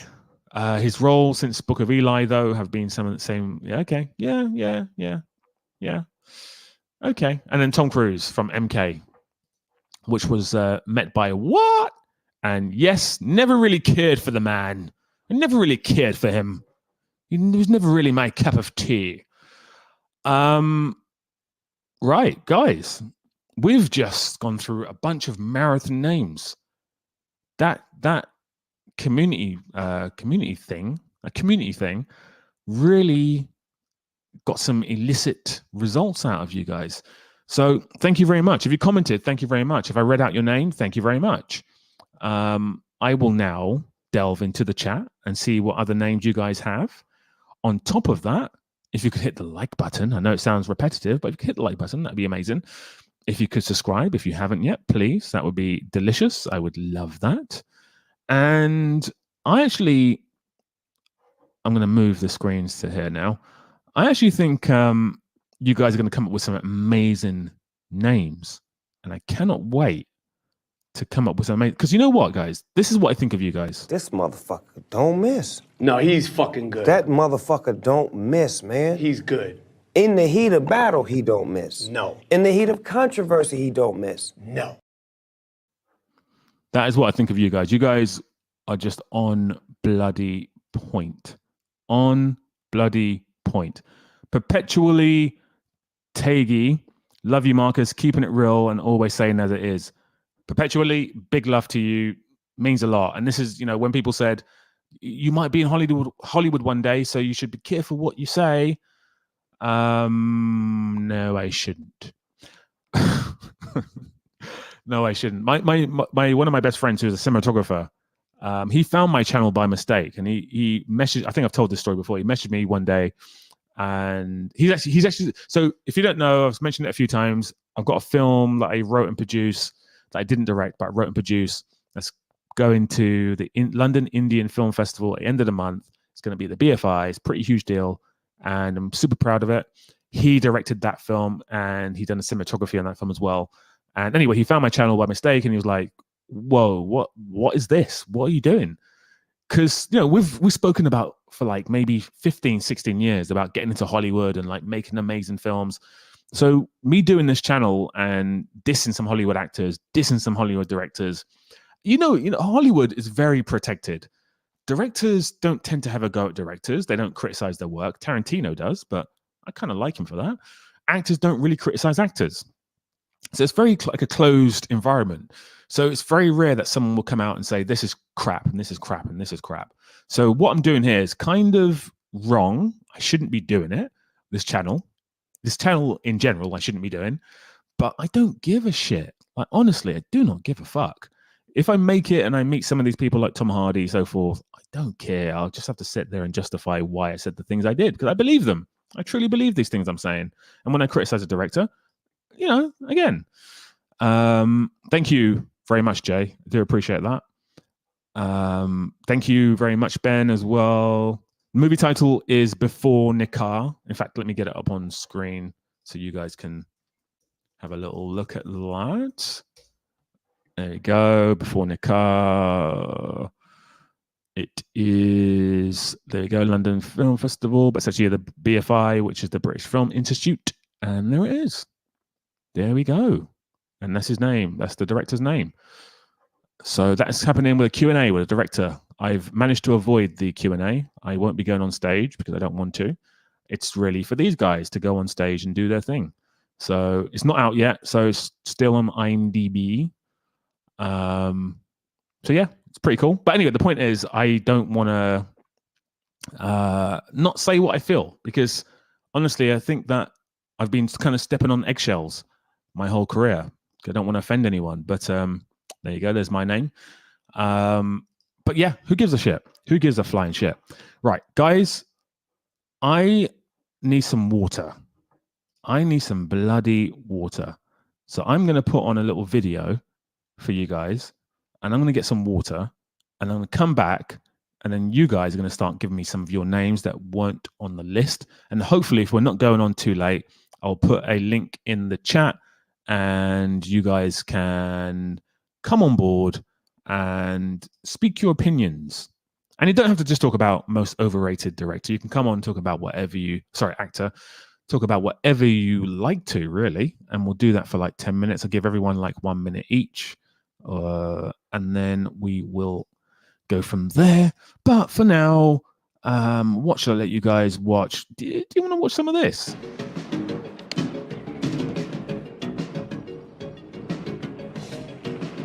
Look out, he's got a gun.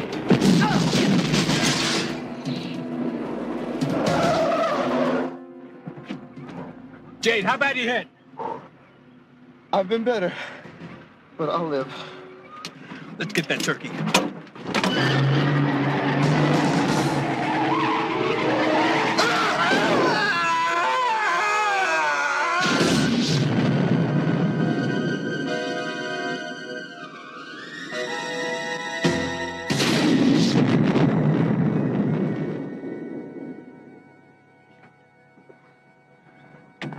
The bazooka, Rowdy? It's the only gun I can hit a moving target with. The only gun I can hit a moving target with. Right, guys, I'm back. I've got my water. I'm fully adjusted. Right, should we do this? So, I obviously didn't get a chance to go through your guys' names before. Thank you very much for the super chat before, Marcus. Do appreciate that, my namesake. Guys, if you want to hit me with some names in the in the chat, I will definitely. Jay, it's actually better than some scenes in Civil War, I must admit. Just kidding. Don't get angry, chat. Okay, cool. The bazooka, it's ridiculous. I love the blow up doll. Like, why do you need a blow up doll to shoot? Why do you need to shoot through a blow up doll to shoot someone? Why can't you just shoot them? You're in the middle of nowhere. No one's gonna hear anything. And if you do shoot through a blow up doll, it's not gonna soften the sound. The 80s, I told you guys, the 80s. What was the film clip for the short? What are you talking about, Sylvia? What are you talking about? Anyway, guys, names, please.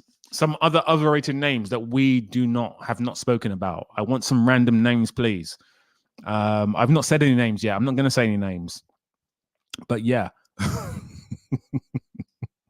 But yeah, hit me with some names, please. Hey, those little creeps are sure ugly. Oh yeah, I'll show you ugly.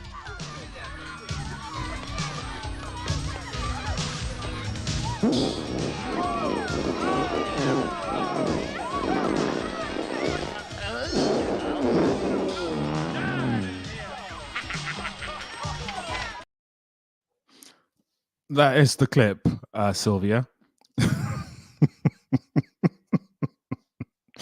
Oh my god. Okay, cool. Some names. White Noise, Jake Gyllenhaal. So I've got a whole video on Jake on my channel where I say that he's a great actor, but he's not a lead actor.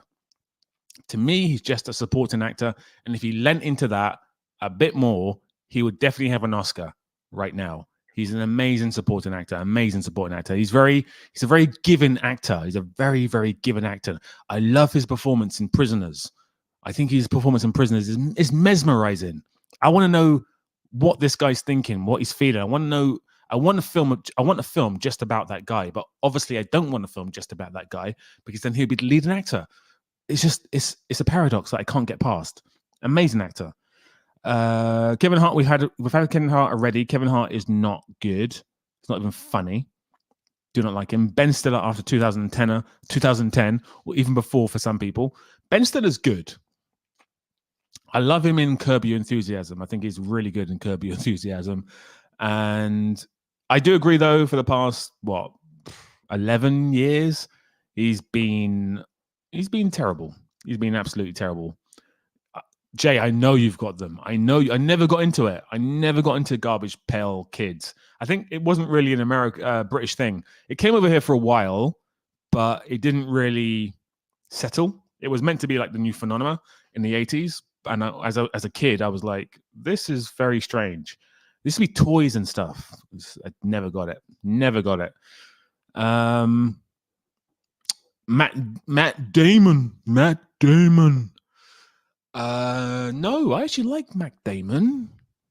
I like him. Of all the actors I've seen take on the Tom Ripley role, haven't seen Purple Moon, I found him the weakest. So I'm going to disagree, and I'm going to be a bit shameless here and say the reason I disagree is because he was my first Tom Ripley. And I saw that film as a kid and loved it. Loved the director as well. I love that film. And I don't think he was the weakest based purely on that. Now, there's not much maths being used there. It's very subjective, as it all is. But I like him in the role. And whenever I see Tom Ripley now, I can't unsee Matt Damon. I did start watching the new TV series with what's his name? Scott? Yeah, it's okay. The first episode's okay. He's doing a really bad American accent, but it's okay. Well, you guys are hitting me with so many names. So unfortunately, guys, there's so many names coming up. I'm gonna lose some of them. Emma Watson's been spoken about already. Zendaya's been spoken about already. Kristen Stewart, I think, is going to win an Oscar one day. So I completely disagree. If you don't agree with me, you should watch her in a film called The Clouds of Celle Marie, which is a French film, and she is absolutely wonderful in that film. And she won a French Oscar for that film. So she's definitely not overrated. Who else we got here? Jacob Elordi. Can't stand the guy. I've only seen him in Saltburn. It's my first exposure to him. He seems like he's pretty good. He's doing a very good British accent. In Euphoria, he does a really good American accent. He's Australian. I think he's okay. But I think he's okay. Right, what else we got here? Don't say Justin Timberlake. Just don't. Is that in relation to something else? Let me know. Andrew Scott. That's it. Andrew Scott. Thank you, Ren. Really appreciate that. His American accent's really weak. I expected better from him. It's really, really weak American accent. You guys should look up Matt Damon gets angry scene for Entourage. It's so good. It's so good. Entourage is such an underrated show. But that particular, his cameos in Entourage is so good. My God. Okay, so I know he's talking about Jake. Lovely. Tom Hiddleston. Oh my God. I don't know where I sit with Tom. He's really good as Loki. And that's it. I think people wanted him to be the new James Bond. Really? The man is a rake. He's a skinny rake. Could never be James Bond. If he was James Bond and he popped up somewhere to save my life, I don't know what he'd be saving my life for, but if he was, I'd be kind of worried. Alain Delon does Ripley in Purple Noon, and Dennis Hopper in the American Friend. NL, I love that. Spitting some facts there. Alain Delon is an overrated actor. Benedict Cumberbatch's acting pisses me off. Oh, what do you mean? What do you mean by that, Mr. Rin? Oh, no way. Yeah, he's a bit... I like him. I do like him. I love Doctor Strange. I think that's my favorite Marvel character. I kind of like him. He's not the best. It's not the worst. Oh, so Recetas, you haven't seen Saltburn? Watch it, because you might like Jacob Elordi then. Neil Breen. Neil Breen. Yeah. Ben freaking Affleck. I'm Batman. The thing about Ben Affleck is I've seen him put in some good performances. I actually have seen him put in some good performances. He's actually really good in Gone Girl. Really, really good in Gone Girl. And when you hear him talking about the process of making Gone Girl and talking to David Fincher, because he's a director, you know what he's talking. You know that he knows what he's talking about. You know that he knows how to put in a good performance, and he has got good performances at other actors, but he can be very wooden if not directed properly. John Boyega. That's a bit of a random shout. Don't think so. Obviously, in Star Wars, he's not the best, but that's not his fault. The thing, Ripley is meant to be a stone cold psychopath. I get that from Malkovich and Scott easily, but never from Damon. The thing I like about Damon's performance is that he's just a try-hard.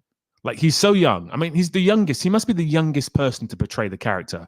If someone can fact check me, that would be amazing. But I think he must be the youngest person to portray the character ever on screen anyway. And in that film, he comes across as a try-hard who's trying to impress Jude Law's character. And it worked for me. It really, really works.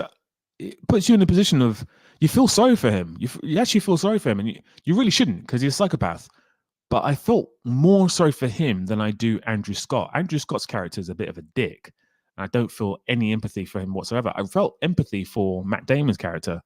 So I don't think he's bad. Maria.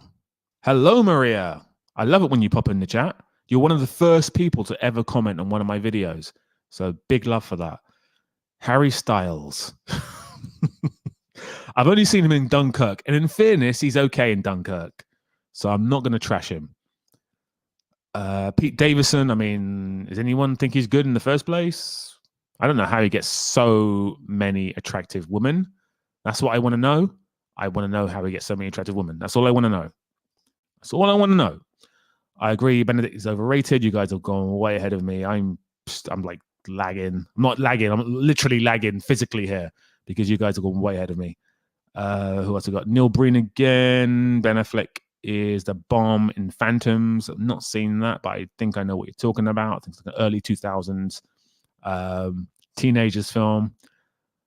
Any of the support cast can easily overshadow Ben Affleck. Sagnick, I can't even argue with you.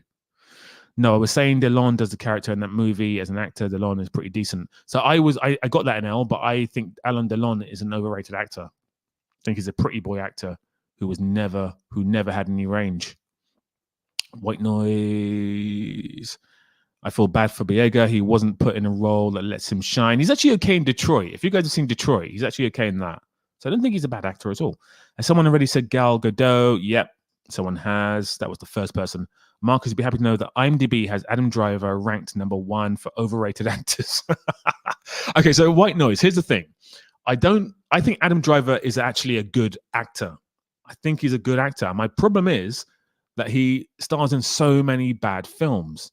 That's my issue. So my last video, guys, was about actors' movies you should never see. And a few people got offended because Margot Robbie's in there. I had to go at Asteroid City. Adam Driver's on there. Idris Elba's on there. Who else was on there? Tom Hanks, Tom Holland, and Christian Bale. And yeah, people didn't like that Margot Robbie's on there, or Asteroid City's on there, or Adam Driver's on there. But the fact is, these guys for like 10 years solid have been making shit films. Like, you made one good film out of 10. That doesn't excuse you. Boyega should never have been in The Last Jedi. He should have been in The Last Jedi, Kevin, but he should have died. In the scene where he's about to crash in, he's about to sacrifice himself, get rid of him.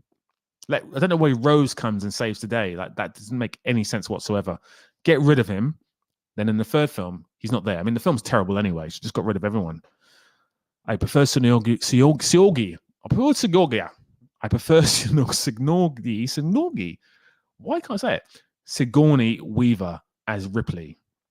I think she's the only person to play Ripley, though, isn't she? Are you saying that must be in relation to something else?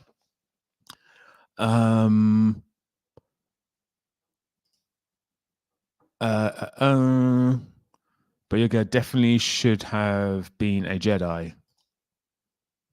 I don't want everyone being a Jedi. So I don't want him to be a Jedi. I think a Jedi should be something special. It shouldn't just be everyone can be a Jedi, or a twin Jedi in some cases. Even though he was already name dropped by his other screen name, Jesse Eisenberg, but Michael Cera.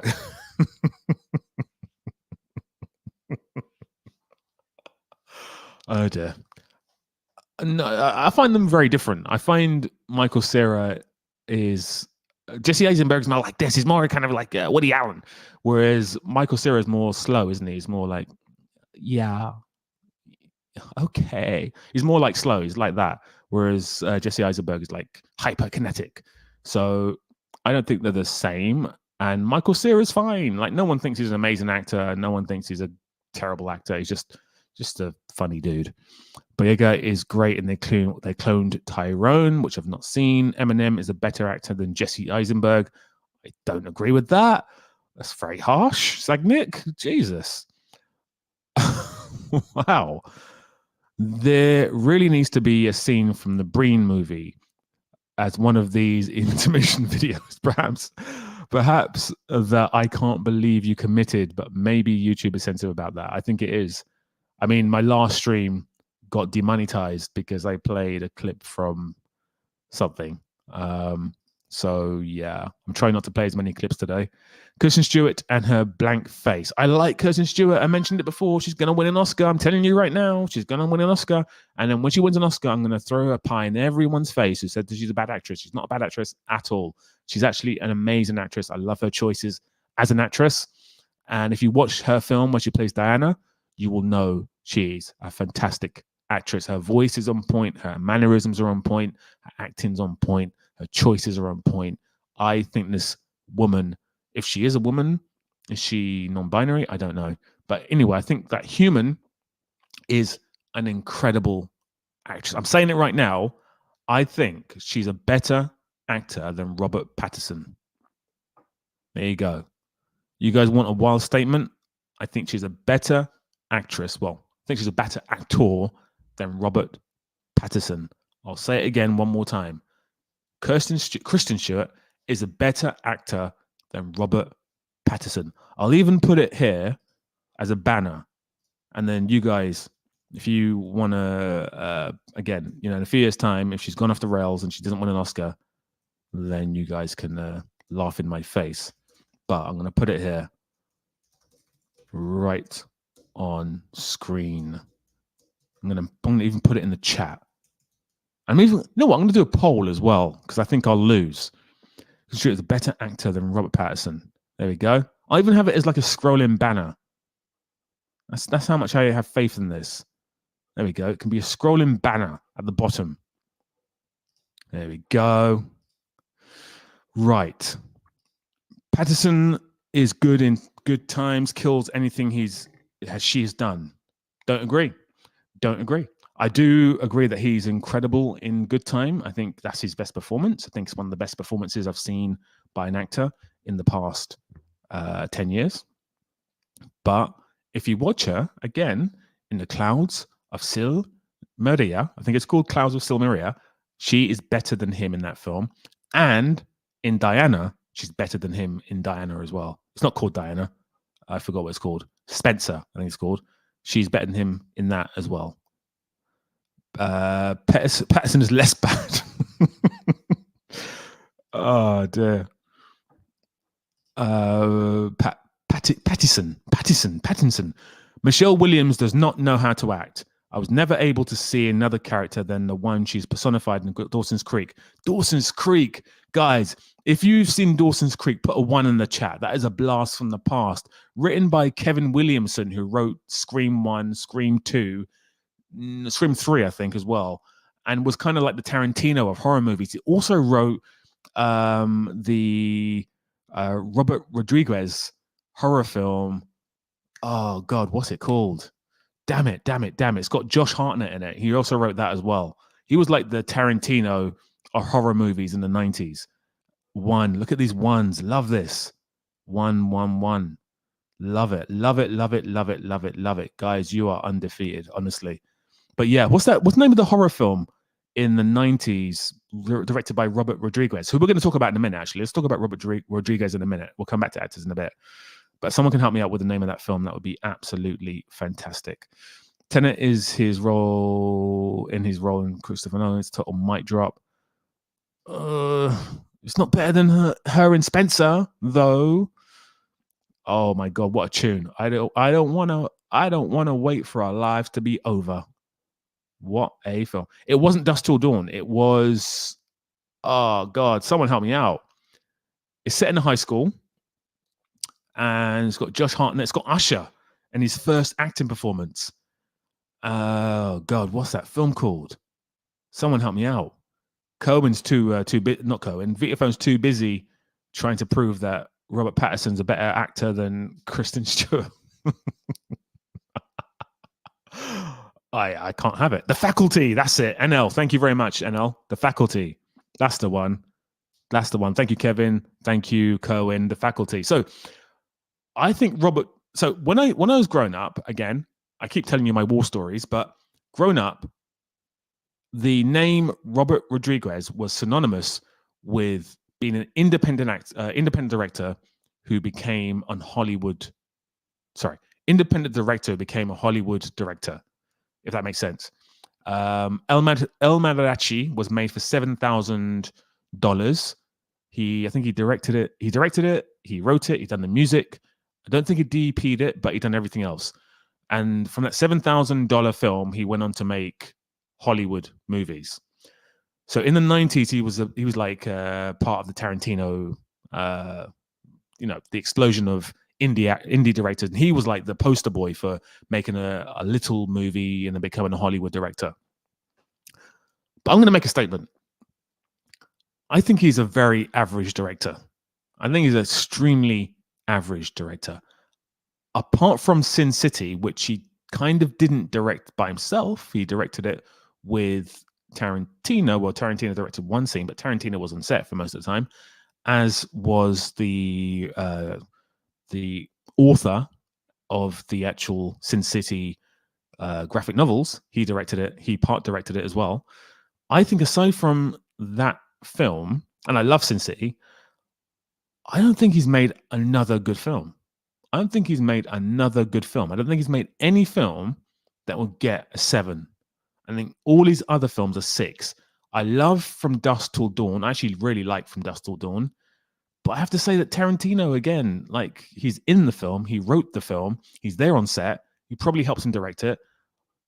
I think Robert Rodriguez is... I'll explain that in a minute, Godzilla. Robert Rodriguez is just, mid. I think he's mid. Absolutely. Forget about Eddie Raymond. Yeah, he's mid. Can someone tell me a Robert Rodriguez film they really enjoyed that they think is above a 6? Let me know. Apart from Sin City. Obviously, we know Sin City is a great film. Tarantino is an independent director. So I think I used the term wrong. It's not, I mean, I guess you could say I'm an independent director. I finance my own films.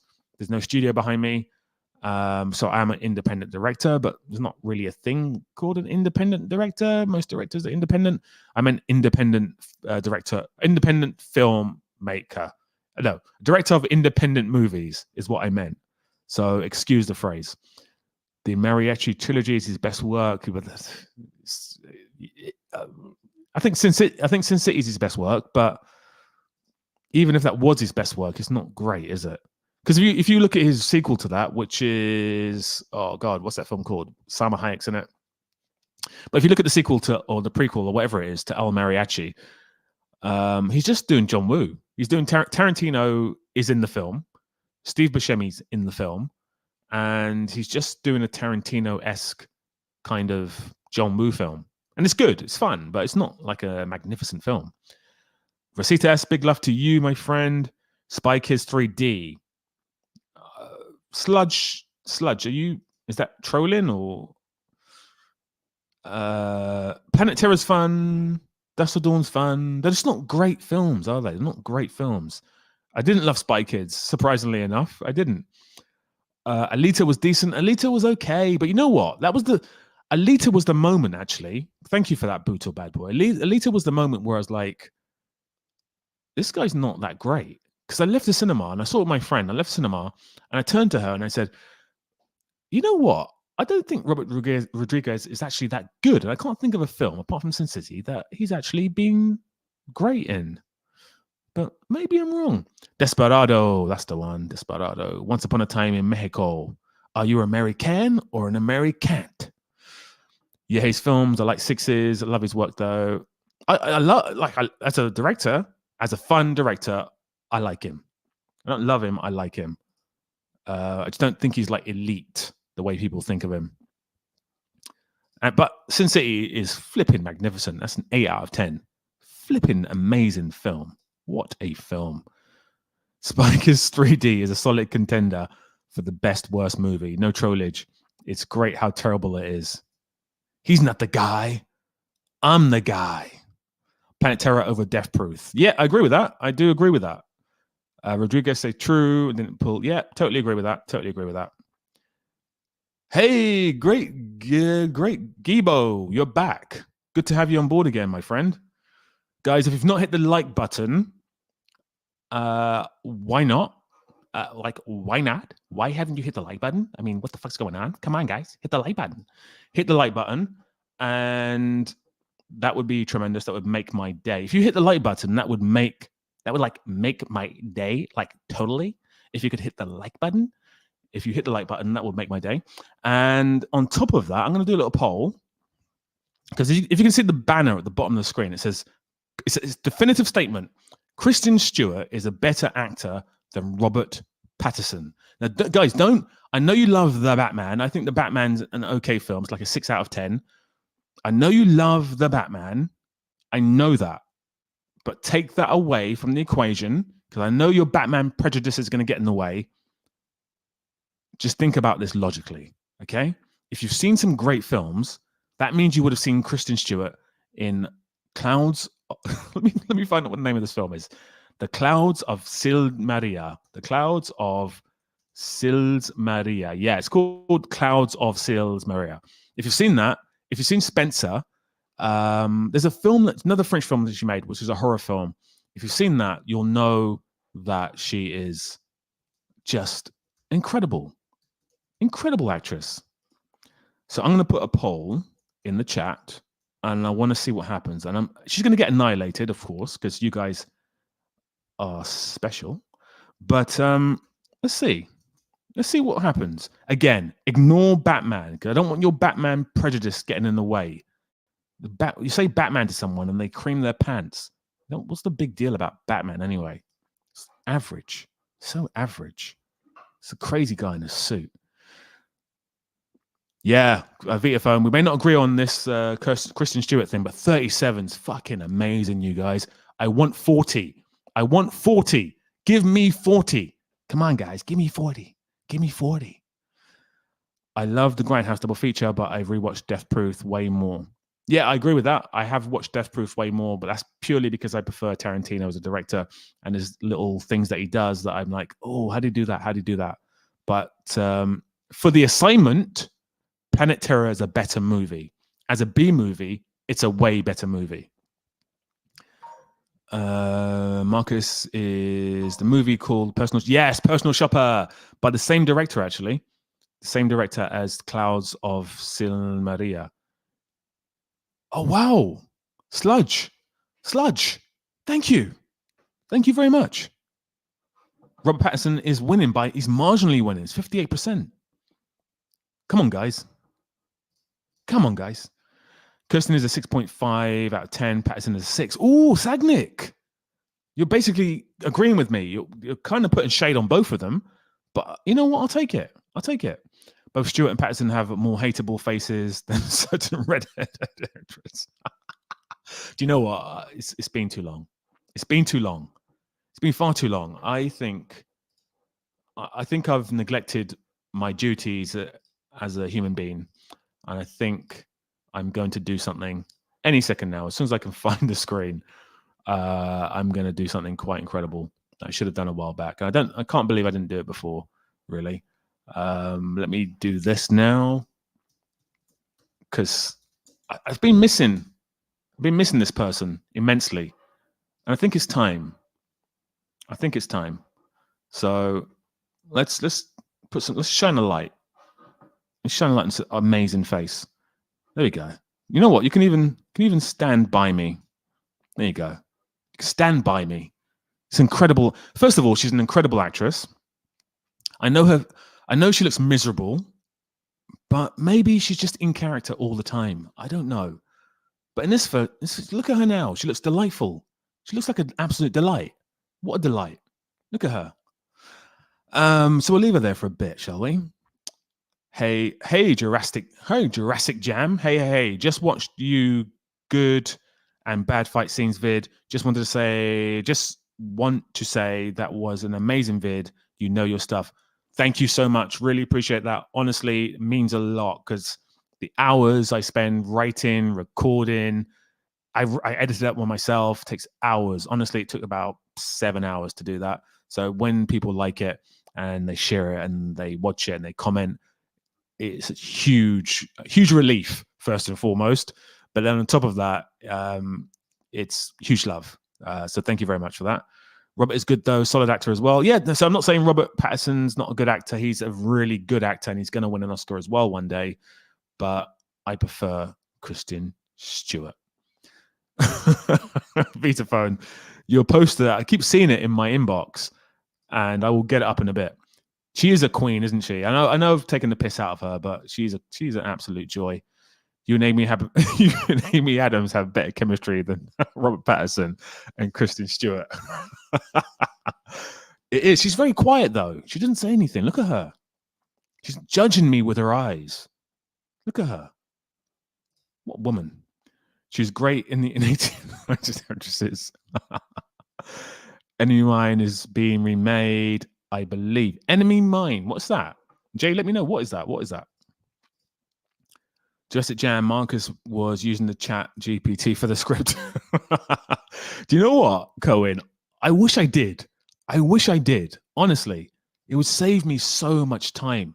But the thing is, the way my brain's wired is that I'm probably faster than chat GPT when it comes to writing scripts. I've been writing them all my life. And when it comes to film, I just have random information in my head. Sometimes I forget the name of a film, especially if I'm on a live stream, like you guys should try and do a live stream. I know someone, was it you, Cohen, who tripped me up when I think I said I could get one actor to a director or a director to an actor, and you gave me John Hamm and Meryl Streep, I think. And I spent ages, but I got through. So I went all around the world every decade to get to that point. So yeah, I've got loads of weird information in my head. A sci-fi movie with Dennis Quaid. Has anyone seen that Dennis Quaid movie, which I loved as a kid, Inner Space? Martin Short and Dennis Quaid. They should definitely remake that. That film is incredible. One in the chat.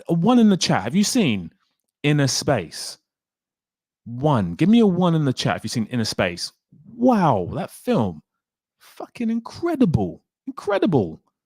My God. Give me a little one, guys. Give me a little one. Who's seen Inner Space? There we go. This is a one. Vitaphone. Do you like it, Vitaphone? Do you like it? I love Inner Space tremendously. I love it too. What a bloody... No one talks about that bloody film. No one talks about Martin Short unless they talk about him now, and he's not funny now. But no one talks about like the Three Amigos with Steve Martin and Chevy Chase. Let's not talk about Chevy Chase. He may appear behind me and punch me in the back of my head. But Martin Short in the 80s was underrated. There's another film, and maybe you guys can help me out with this. It's got Nick Nolte, Martin Short. Nick Nolte, I think, is a criminal or tramp or something. And I think there's a little girl as well, a little boy. Great film. Well, it's not a great film, but it's an entertaining film. But Inner Space is amazing. Sagnick, you've seen it as well, Sagnick. Love that. Kevin Carter, love that. They should remake it. They should definitely remake that film. Because the special effects back then were awful. But now, actually, the facial special effects makeup was brilliant. But the special effects at the time when they go into the body of Martin Short is very bad. Yeah, can anyone help me? Meg Ryan in that too. Yes, Meg Ryan is in that, I think, White Noise. I think she might be. Anyone help me out with that? Yes, little girl, they help a little darling. What's it called, Jay? Did I miss the name of the film? What's the name of the film? That and Honey, I Shrunk the Kids. Honey, I Shrunk the Kids. Wow. in the 80s, Martin's movies were terrible. I actually like him a lot better now. I don't agree, NL. I think Martin Short was just... Three Amigos was terrible. Are you having a laugh? Inner Space was terrible. No, Martin Short was incredible in the 80s. That was his time. That was his decade. He's still going now, and he's still funny. He's not as funny, but he's still funny. But no, Three Fugitives. Yes, that one. And also there was Curly Sue. Terrible film with the brother of Mr. Blues Brothers. Had him in it. What's his name? Belushi. Mr. Belushi. I bet he was happy that his brother died. That was a bit dark. Sorry. Been watching too much Anthony Jelesnik. Martin Short is a delight in Only Murders in the Building. Not seen it, so can't speak on that. Probably won't watch it. So will never be. Belushi. James Belushi and his brother was John Belushi. That's it. Jim Belushi. James Jim, same thing. You know, apples, oranges, same thing. You say banana, I say banana. And then, of course, who can forget a film that me, Vitaphone, and Jay love? And it's called The Hard Way. It actually includes the best performance of Michael J. Fox. What a bloody film. Man, the 80s were stupid, and I don't like them because of the music and the films, but there were some gems. There were some gems. I know that was a 90s film, The Hard Way, but there were some gems. Let's recast Inner Space today. Okay, so if we're going to recast Inner Space for today, Martin Short would probably be played by... Okay, so Ryan Reynolds would be Dennis Quaid, I think. And Martin Short would be... Ooh, that's a good one. I don't know. But Ryan Reynolds would probably play, or Glenn Powell would probably play Dennis Quaid characters. John was in Blue Brothers. This he was. LL Cool J's best performance. That's not true. That's not true, Jay. He's in the Deep Blue Sea. Has anyone seen? I want to get the clip of the Deep Blue Sea where Samuel L. Jackson's doing this amazing speech and something happens. I don't want to ruin it if you've not seen it. Hard Way is a great movie. It is. Kevin Hart. You know what? Do you know what, Brutal Bad Boy? It would be Kevin Hart. It actually would be Kevin Hart. And if it is, I don't want a remake. I do not want a Sam Rockwell would be good as Dennis Quaid. He wouldn't be good as Martin Short's character. He'd be good as Dennis Quaid. Will Ferrell, oh God. This remake's not sounding as good now. This remake's not Deep Blue Seal. Deep Blue Seal. Sea. We're not going to fight anymore. We're not going to fight anymore. Sam Rockwell can replace No. No. It needs to be someone different. He can play Dennis Quaid character. He can't play Martin Short's character. Rennie Harlin's masterpiece. Yes, there's another Rennie Harlin masterpiece, which is, or maybe you're talking about that already. Muna. Hello, Muna. Long Kiss Goodnight. Long Kiss Goodnight. Fantastic film. I only saw it like 4 years ago for the first time. I just got bored and I thought, why not watch this film from the 90s that I never got around to watching? And wow, it's just so underrated. The dialogue's good. The acting's good. She's not a Mary Sue. Like, there's so many things, so many little ticks that film has. I don't know why it's not more respected. Glenn Powell as Dennis Quaid would be good. I'm not having it. That's the one. We're not gonna fight anymore. Yeah, that's the line. I like Sam Rockwell. He and Martin have the same energy. Do you think so? I don't see Sam Rockwell and think Martin Short. I don't see that at all. I really don't see that. I see Sam Rockwell. I think there's never been another Sam Rockwell. He did an amazing film with directed by George Clooney. It's actually an amazing film, and George Clooney's direction is fantastic. And it's called Confessions of... Is it called Confessions of a Game Show Host? I don't think it's called that. But it's called Confessions of something. And Sam Rockwell's so good in that film. Shane Black's on Shane Black's worst side, which says a lot about them. I think I've missed out on what was being said there. I've only seen Nightmare on Elm Street 1 when I was a kid. Not interested in those films at all. Confessions of a Dangerous Mind. Thank you, Muna. That's the name of the film. What a great film. Amazing film. In the Name of Good. Yes. That also George Clooney directed as well. Another great little film. He was pretty good. Pretty good director. That's the one. Thank you, Shadow Prince. And Sam Rockwell is underrated. He's not. I would even say Sam Rockwell is bordering on overrated. How you like them apples? He's bordering on overrated. If anyone wants to come at me in the chat, go for it. Confessions of a Dangerous Mind. That movie was not good, and Sam was wasted in that. George Clooney is a bad director. Do you know what? You're at Vitaphone. You're absolutely right. You're absolutely right. He does need to come on. Right. The poll is saying got 24 votes. Robert Pattinson is annihilating Kristen Stewart, which I cannot have. That's shambolic. Shambolic. What is going on, guys? That cannot happen. Clooney is ops. He was here in Oklahoma not too long ago. Oh, was he now? What was he doing there? What was he doing there?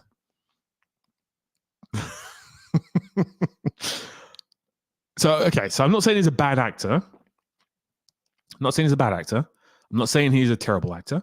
I think he's a very, very good actor, but I think people overhype him a bit too much. That is what I'm saying. I think he's a good comedic actor. And I've seen him put in some very bad performances before. I have to say that. And maybe Godzilla, you've hit the nail on the head. He is perfectly rated. Love that. Sam Rockwell is a magnificent dancer. Disagree, but whatevs. It's written by Charlie Kaufman. It is. It absolutely is, Muna. It absolutely is. You know your shit. I love that.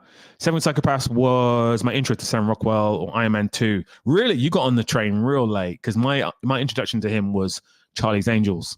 That's when I was like, who is this guy? Who is this guy? And then I've been like, this guy is pretty good, but he has a limitation. He has limitations.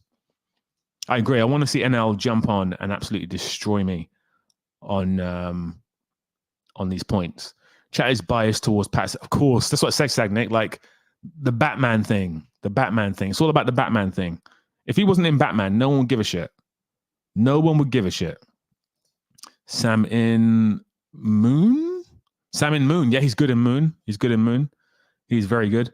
The Way Back is a boring ass film. Didn't deserve any sort of attention. It got no attention. It disappeared off the face of the planet. Fucking boring. Hate it. Can't remember a thing that happened in it. All I remember that there was a water park or something. Fucking awful. I was looking forward to that film. So boring.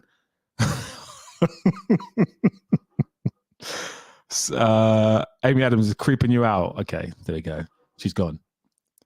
Seven Psychopaths. Seven Psychopaths is a piece of shit. You're going to tell us that Bell is overrated actor in the next stream, Marcus. He's not. He's a good actor. He's better than Sam Rockwell. Seven Psychopaths is overrated as fuck. It's what happens if a writer believes their own hype. That's what Seven Psychopaths is. It's a writer who believes his own hype. It's an unfocused mess of a film. It has some quotable moments, has some nice moments, but as a film, it's just a big old mess. Big old mess. His best film still is In Bruges, and then his second best film, this is Martin McDowell. His second best film is his last film, which is The Banshees of the Inisherin. Walken was preparing for his Seven Psychopaths role ever since he decided to help murder Natalie Wood. Wow. Whoa. So, Muna, you've come onto the chat and you've made some incredible points. I've really enjoyed them. Your knowledge of film is fantastic. But that comment, I shouldn't have put it on screen in the first place. But first of all, I don't want my channel to get banned. And then second of all, I don't want to be hit with a lawsuit. So I'm going to just say that was an alleged bit of information from Muna. I do not agree with it. And I'm going to move straight on. And I'm going to say Walken is amazing in Seven Psychopaths. There we go. The matter has disappeared. I hate the Batman. So Maria. I want to say the same thing, but I'm afraid. I've been afraid. Okay, let me do this. This is my confession. Let me do this live on YouTube right now. I've been holding back. Thank you for this, Maria. I've been holding back my comments on the Batman for so long because I've been fearful that people will call me a contrarian or a hater or just say, "Oh, you don't know what you're talking about." I think the Batman is so overrated. I think it's way too long. I think it's just too much. It's way too much, and it's like for me, Batman is very heavily. It really needs a really good Bruce Wayne, and the Bruce Wayne in the Batman. I get it; he was younger. He's just a bloody emo kid. He's fucking awful. And just this meandering story that goes on for so long. And then even then, the film technically ends, but it goes on for another 20 minutes when he goes into this thing and he's like saving people and shit. It's like the studio said, this is a really tight film, but there's not enough action. So let's have another half an hour sequence where Batman goes into this building. And I tell you what, he goes into a building, and in the building there's a thing, and there's water, and there's guns and stuff, and he does some stuff. And then the director went, not really, because it should probably end when he captures the Riddler. No, don't be silly. There needs to be more action, and that's kind of how it feels. It feels like it was tacked on. The bit with the Joker, not good, unnecessary fan baiting crap. And just also, it's just Seven. The film is just Seven, isn't it? It's just another. He just rewrote Seven. Just went, okay. Morgan Freeman is now Batman, and the Riddler is now Kevin Spacey. Okay, cool. All right, got those. Let me rewatch the film. Okay, I'll take that from that. It didn't work for me. It felt like a ripoff of Seven. Seven's a much better film, and I didn't like it. So, thank you, Maria, because you've helped me just get those demons off my chest. I feel like I've been holding back on the film. Oh, here's someone else. Batman is very overrated. Totally agree. I finally said it. Batman Begins over Batman. Yeah. So Batman Begins, I prefer to The Dark Knight. That might be controversial, but I prefer it to Dark Knight. Colin Farrell is by far the most magnetic part of the film. He is good. He is actually good. He is good. There's a TV show coming out, so let's see what happens. Dark Knight was written by David S. Goyer, the same guy who wrote Blade 3. That is a fact. But in fairness to David S. Goyer, he also wrote, I think he wrote the second Blade film. I don't think he wrote the first one. And he directed Blade 3, which is why it's so terrible. That's the only thing he's directed. Emo Bruce Wayne. Patterson's best performance is in Twinkling in the Vampire. Patterson's best performance is his twinkling vampire performance in Twilight. It's not. It's good time. The Dark Knight over the Batman. Yeah, totally. I think that's pretty much. I think it's pretty much a fact. Colin Farrell as Tony Soprano. I mean, HBO's the penguin. HBO are desperate, aren't they? They're desperate. Blade 3 was so, Ryan Reynolds. That was my first introduction to Ryan Reynolds. His blabbering mouth. And I was like, who is this fucking guy? It's pretty funny, actually. But then I was like, but why is there no Blade in the Blade film? Why? Well, we know why now in retrospect, because Wesley Snipes was pissed off because first of all, he was a massive, massive Hollywood actor at that point, and he was being a bit of a diva, first and foremost. Second of all, they tried to write him out of the script, and he was pissed off, so he was being a bit of a dick on set. Like, if you watch the film, and I might clip out some scenes as well, because if you watch the film, there's so many instances where he's actually not in the film. They use his body double so many times in the film. Even in dialogue scenes, he's just not there. So, yeah, it was a disappointment. Dark Knight is terrific action thriller, apart from a Batman movie. I agree with that. It's always been a running gag that the Batman is an overgrown goth kid. Bring that to reality a bit, and suddenly everyone is shocked. That's true. Which reminds me, Jessica Biel had a time when she was overrated. She was. Isn't that Timberlake's wife, right? I'm not demoting her to Timberlake's wife. I'm just generally saying, isn't that not Justin Timberlake's wife? I'm not trying to say that that's all she is. Jessica Biel. Now there's a name. She made a comeback though, didn't she? She had like a TV show. Didn't she have a comeback? And done really well. So in your face. Blade 3 is all about Jessica Smoke Show. I love the character of Batman over the Joker. And there we go. Which one? Which Joker? You talking about the Jared Leto Joker? Or are you talking about, and there we go? You talking about that one or the other one? I can't do an impression of Jared Leto's Batman. Guys, I thought about this the other day. We were talking about the 80s, and I said they were fucking awful because the music was terrible. You like synthesizer music where you press one button, you get a really bad singer. And then the day after that, I saw this video. I think it might have been on YouTube, and it was a picture of Phil Collins. And I thought, how did that man become famous? How did Elton John become famous? First of all, neither of them can sing. Second of all, they both are not exactly visually appealing. Now, Elton John's very talented. So is Phil Collins. So I'm not saying they're not talented. But my question is, essentially, what is let me see if I can narrow this down. Yeah, okay, guys. What is the best album ever? I know we had to talk about film, but let's just jump off that for a second because you guys ruined my poll by voting for Robert Pattinson. So now I'm going to punish you. What is the best album ever? So Kerwin, yeah, I totally agree. Like Elton John, Phil Collins are geniuses. I agree with that, but they're not visually appealing. It was more my point. And I guess my overarching point is you don't have to be beautiful or handsome to make good music. And that leads me on to the point of what is the best album ever? I know it's probably nothing to He Was Indeed, Brutal Bad Boy. Summer in Paradise by the Beach Boys. Any other takers? Or have I gone too far away from film? Have I lost you guys? Well, if you don't know the best album ever, what's your, I don't know, favorite song? Let's talk about music for a bit, shall we? Every freaking album by Pink Floyd. Pink Floyd are good.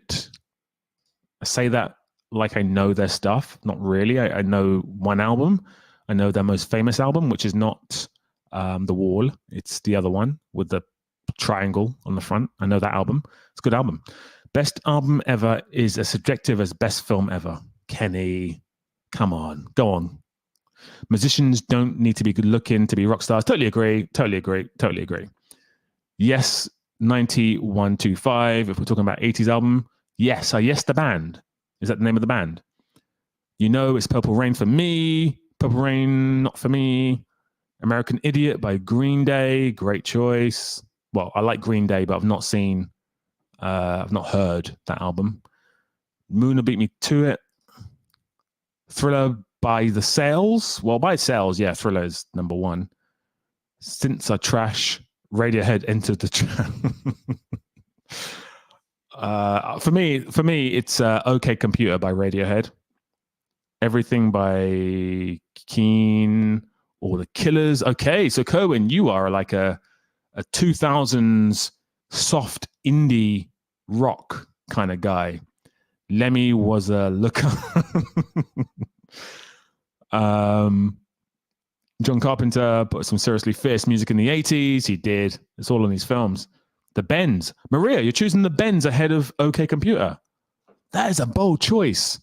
I grew up on like super young listening to The Bends over and over again on cassette tapes on my Walkman. And I loved it. But then when OK Computer came out, that was like, what is this? This is a life changer.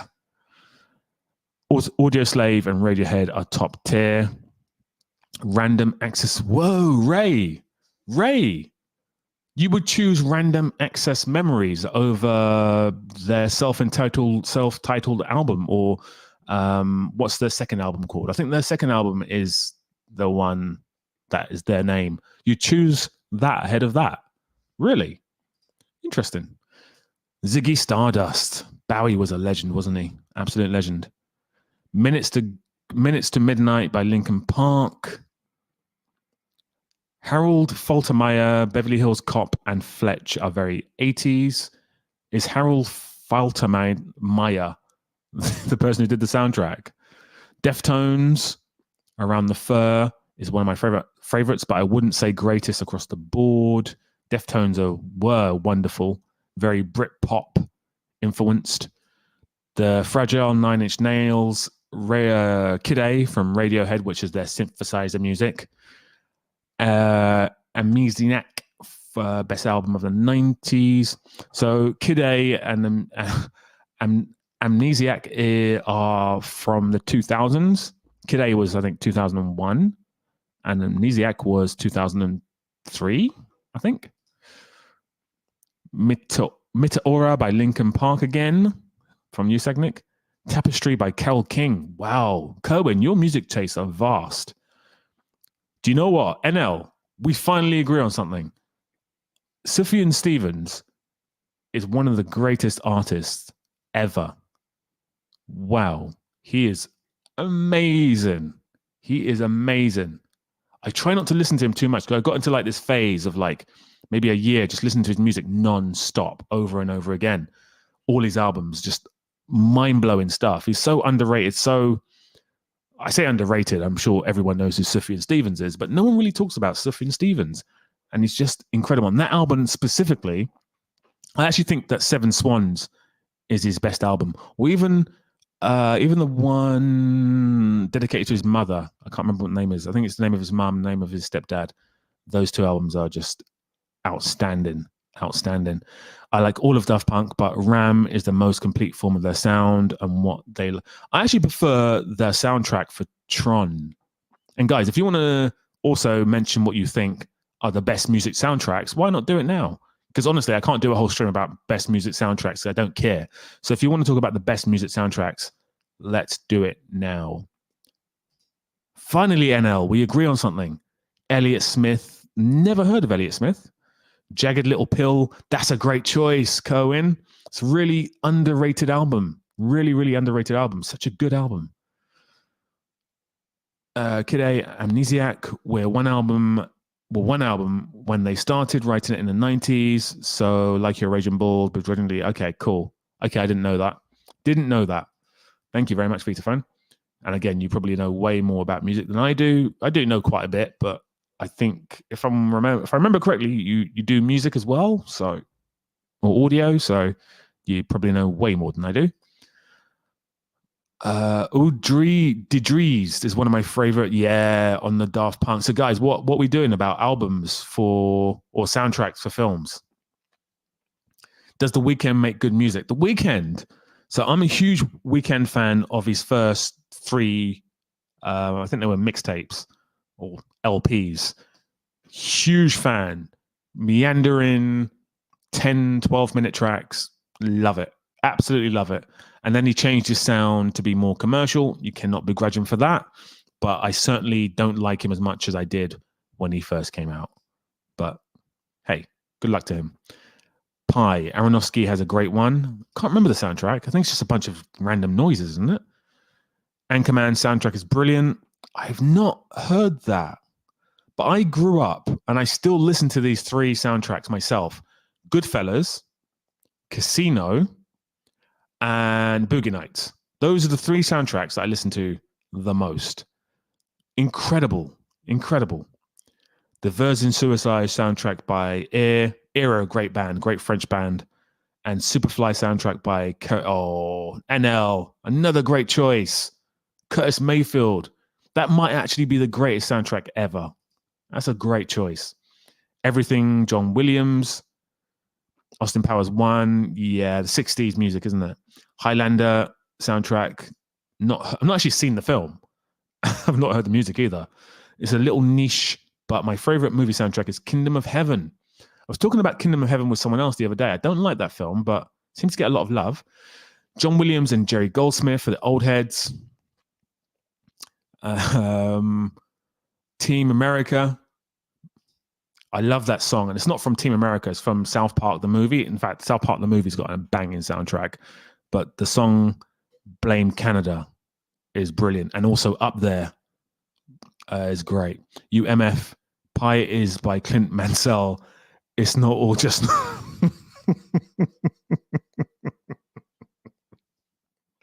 I didn't know it's Clint Mansell. I take it back. Train Spotting, yes. What a great soundtrack. Clint Mansell is from the band Pop Will Eat Itself. Yeah, I know who Clint Mansell is. Sorry. If you like the band Bread, then you're going to love the Anchorman soundtrack. I've never heard of Bread. Boogie Nights soundtrack is absolute gold. Totally agree, Sagnick. Hans Zimmer, I love Time from Inception. Heaven's Gate soundtrack, whoa. Heaven's Gate. Terrible movie, but great soundtrack apparently. We seem to have similar tastes. I think we all do. I think that's why we're here, right? I know we disagree on the fundamentals of certain things, which is never good. If you disagree on the, I think we agree on the fundamentals of things. I think we disagree on the little implications of certain little things, which is why we're all here. My favorite soundtrack is The Last Samurai by Hans Zimmer. Do you know what? I also love the Magnolia soundtrack. Amy Mann, yeah, I love that too. It's got a couple of tracks from Supertramp on there as well, which complement the album. I actually love Fiona Apple. I shouldn't say that. I shouldn't confess that I love Fiona Apple. She's fucking great. She used to date Paul Thomas Anderson in the 90s. He made her music videos. I don't think they've done a song. I don't think she's done a song for his albums before. I don't think so. But he directed her music videos. In fact, he directed a music video of hers recently as well. And he also directed a Radiohead music video and Tom York's album. But yeah, I love Fiona Apple because she kind of represents that 90s era and that music and that feeling and that sound. And yeah, big fan. Big fan. You never heard of the Bread, you're missing out. I'll check them out tonight or tomorrow. Interstellar soundtrack, not heard it. Ramin Djawadi is very good. What is he? What is that? What is this? Give me some more information, Kenny. Would love some more information. 8 Mile, yeah. Eminem. I was thinking today, I heard a track by Eminem today. It was one of his earlier tracks, and I was like, this guy was an absolute alien. Absolute alien. Just came from nowhere. Just made these incredible, like his first 3 albums are just so good. And there's amongst some of the best rap hip hop albums of all time. And he's just a white dude from Detroit. It's just how? And I shouldn't like it, but it's just fucking amazing that he's done that. Taxi Driver, Bernard Herrmann's last score, he died right after turning it in. Blade Runner, Social Network, Carpenter, Giorgio Moroder, Scarface, to name a few. Speaking of Giorgio Moroder, he is part of that Daft Punk album. Moon Knight soundtrack is fire. Are you talking about the TV show by Marvel? Sagnick. Game of Thrones soundtrack. Okay. That is a banging soundtrack. The guys who does the Paul Verhoeven movie scores, RoboCop and Total Recall. I don't know who that is, but I'm sure little Google will let us find out who that is. And then M is a lyrical god, still better. MMLP is one of the best of all time. What's the MMLP? Marshall Masters. Marshall Masters is the best of all time. One of the best of all time. I prefer, if we're talking about the best of all time in hip hop, I personally think Kanye, Beautiful Twisted Fantasy is the best hip hop album of all time. Many people will disagree with me because he's not exactly hardcore hip hop, but I think that is the best. I think that's like the peak. He was always trying to merge hip hop with classical, with everything. And I think that was like the peak of his powers, and he will never, ever hit that peak ever again. And if he's successfully merged, I think it's one of the best albums of all time. And I can't say that about many hip hop albums, but hey. Did trash release of Metropolis, 808s and Heartbreak for Kanye. Do you think so? Ahead of Beautiful Twisted Fantasy, Ray? Basil, I can't say that one. Bulidorus, Conan, is that who it is? Okay. What a name. Great name. College Dropout. You think that's better than My Beautiful Dark Twisted Fantasy? Kanye is my favorite second. Obviously, Marcus, I agree with you on Kanye's My Dark Twisted Fantasy. I also love Outkast's Aquemini.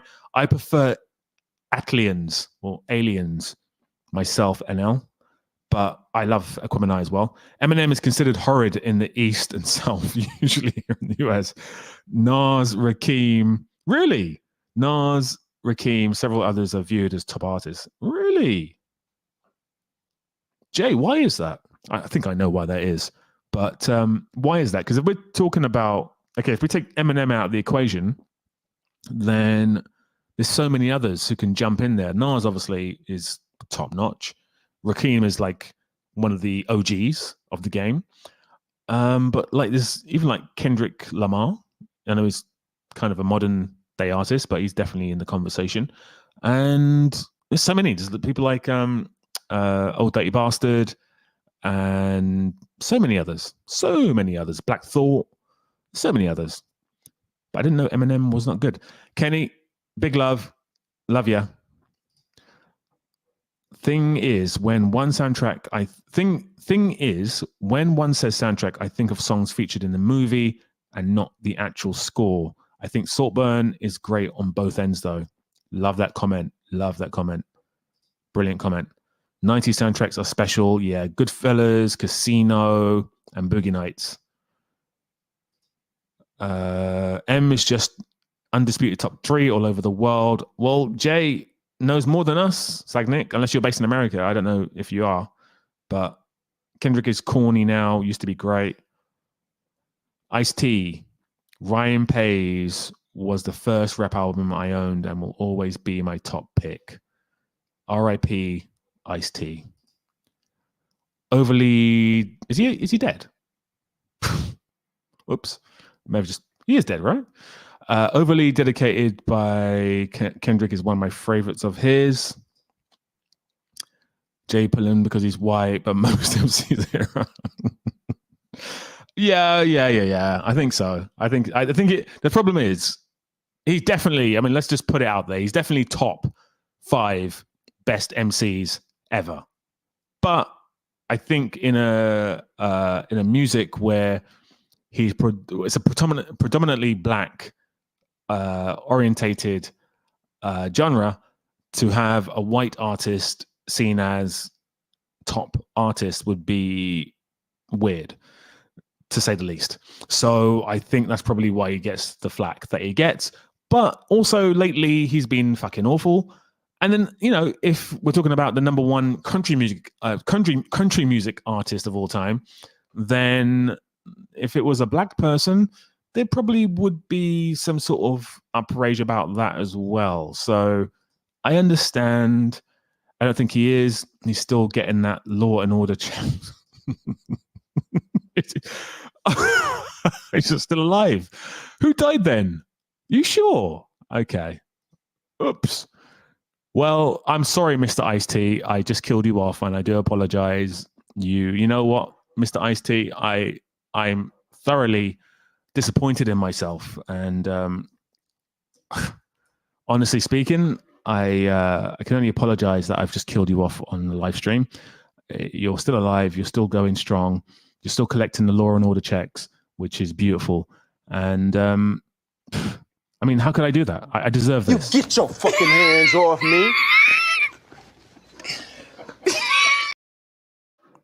I deserve this. I'm so sorry that I did that to you, Mr.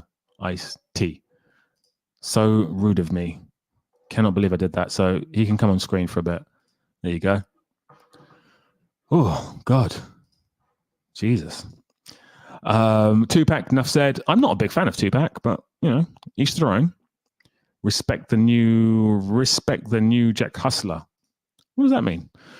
Is a lyrical genius, technically extraordinary, top 3 all over the globe. End of story. I did, and I'm so sorry. I'm so sorry. Ice-T crossed over into metal as well as... Oh dear. Ice-T. Yeah. Big love to Ice-T. Right, guys. I think we're going to kind of end it there, especially as you guys have absolutely destroyed Kristen Stewart. 70%. I mean, it's got 31 votes, which is great, but 70%. What the fuck? That's ridiculous. Absolutely ridiculous. I would love it, guys. If you're on the stream and you have not hit the like button yet, could you do that? Because if you hit the like button, we'll get to 40 likes, which would be sensational. And I would absolutely adore that moment in history. So if you could do that, that would be fantastic. I think what we've learned on this stream, and I like to think that every single stream we learn something new. I think what we've learned on this stream is that no one's really overrated. People are just, how can I put it? Not talented.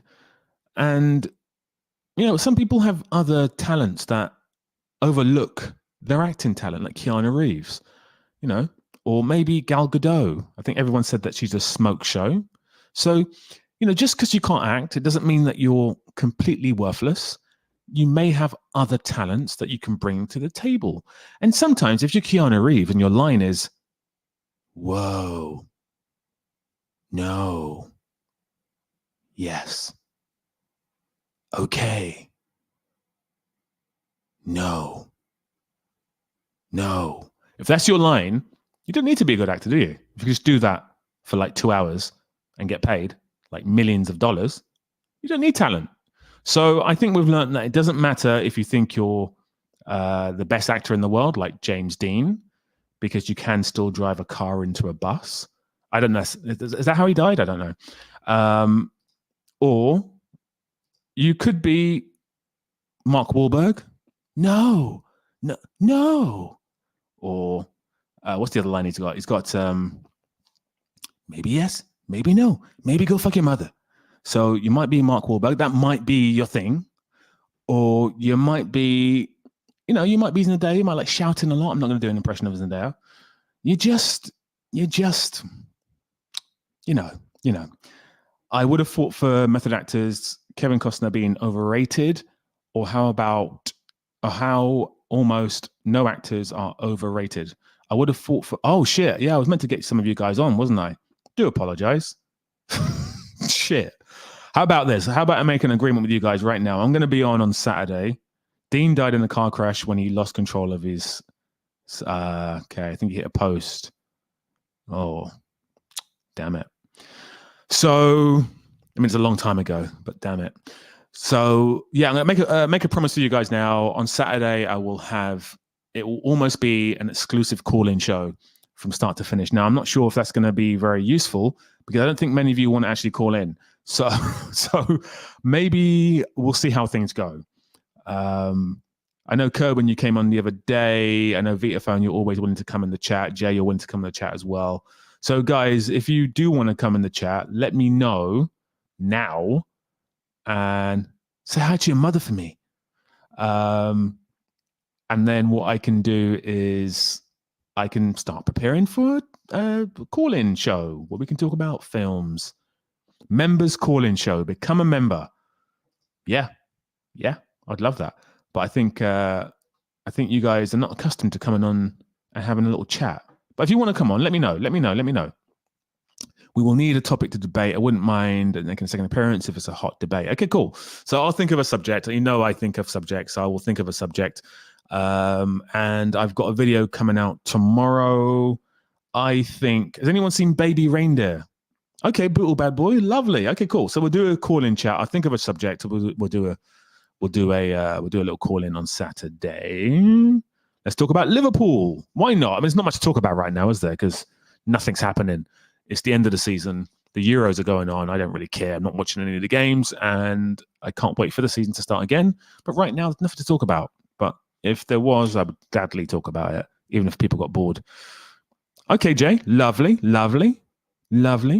This reminds me of that moment in Jerry Maguire, which doesn't get enough love, where he's like, he does this massive speech He quits his job. This is a spoiler, by the way. Quits his job. Tom Cruise quits his job. He's just finished making phone calls left, right, and center. People are leaving his agency. Well, he's trying to start a new agency by himself. And only one person signs up, which is Cuba Gooding Jr., R.I.P., Cuba Gooding Jr.'s career. And he goes into the main hall where all the employees are there. He's going to make this big stand. He's like, who will come with me? And there's a silence. And you guys, for a while there, you gave me the silence. But some of you want to jump on. So I'm loving this. Did you watch the first episode of House of Dragons? Ben, I did not. The reason why is two reasons. I'm still watching The Boys. I'm on episode 3, so I'm going to watch that. I'm rewatching Mad Men, so I'm on the last season. Well, I've started on season 7, which is the last season, so I've got 3 episodes left, or 2 episodes left before that's finished. So by the time I start House of Dragons, it'll probably be 2 episodes in, which suits me fine, because then I'm kind of behind, and I like being behind. Pause. Because then you don't have to wait for the next episode, if that makes sense. I've got a weird way of thinking. Really weird way of thinking. White Noise says something wonderful.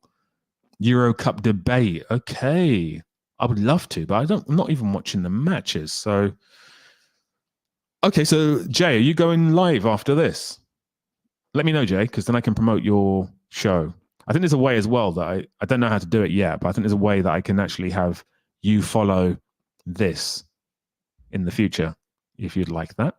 Actually, I saw your super chat on Coppish. Did you? Did you, genius? What was it? I think it must have been a while back. I think I said something about Luis Diaz.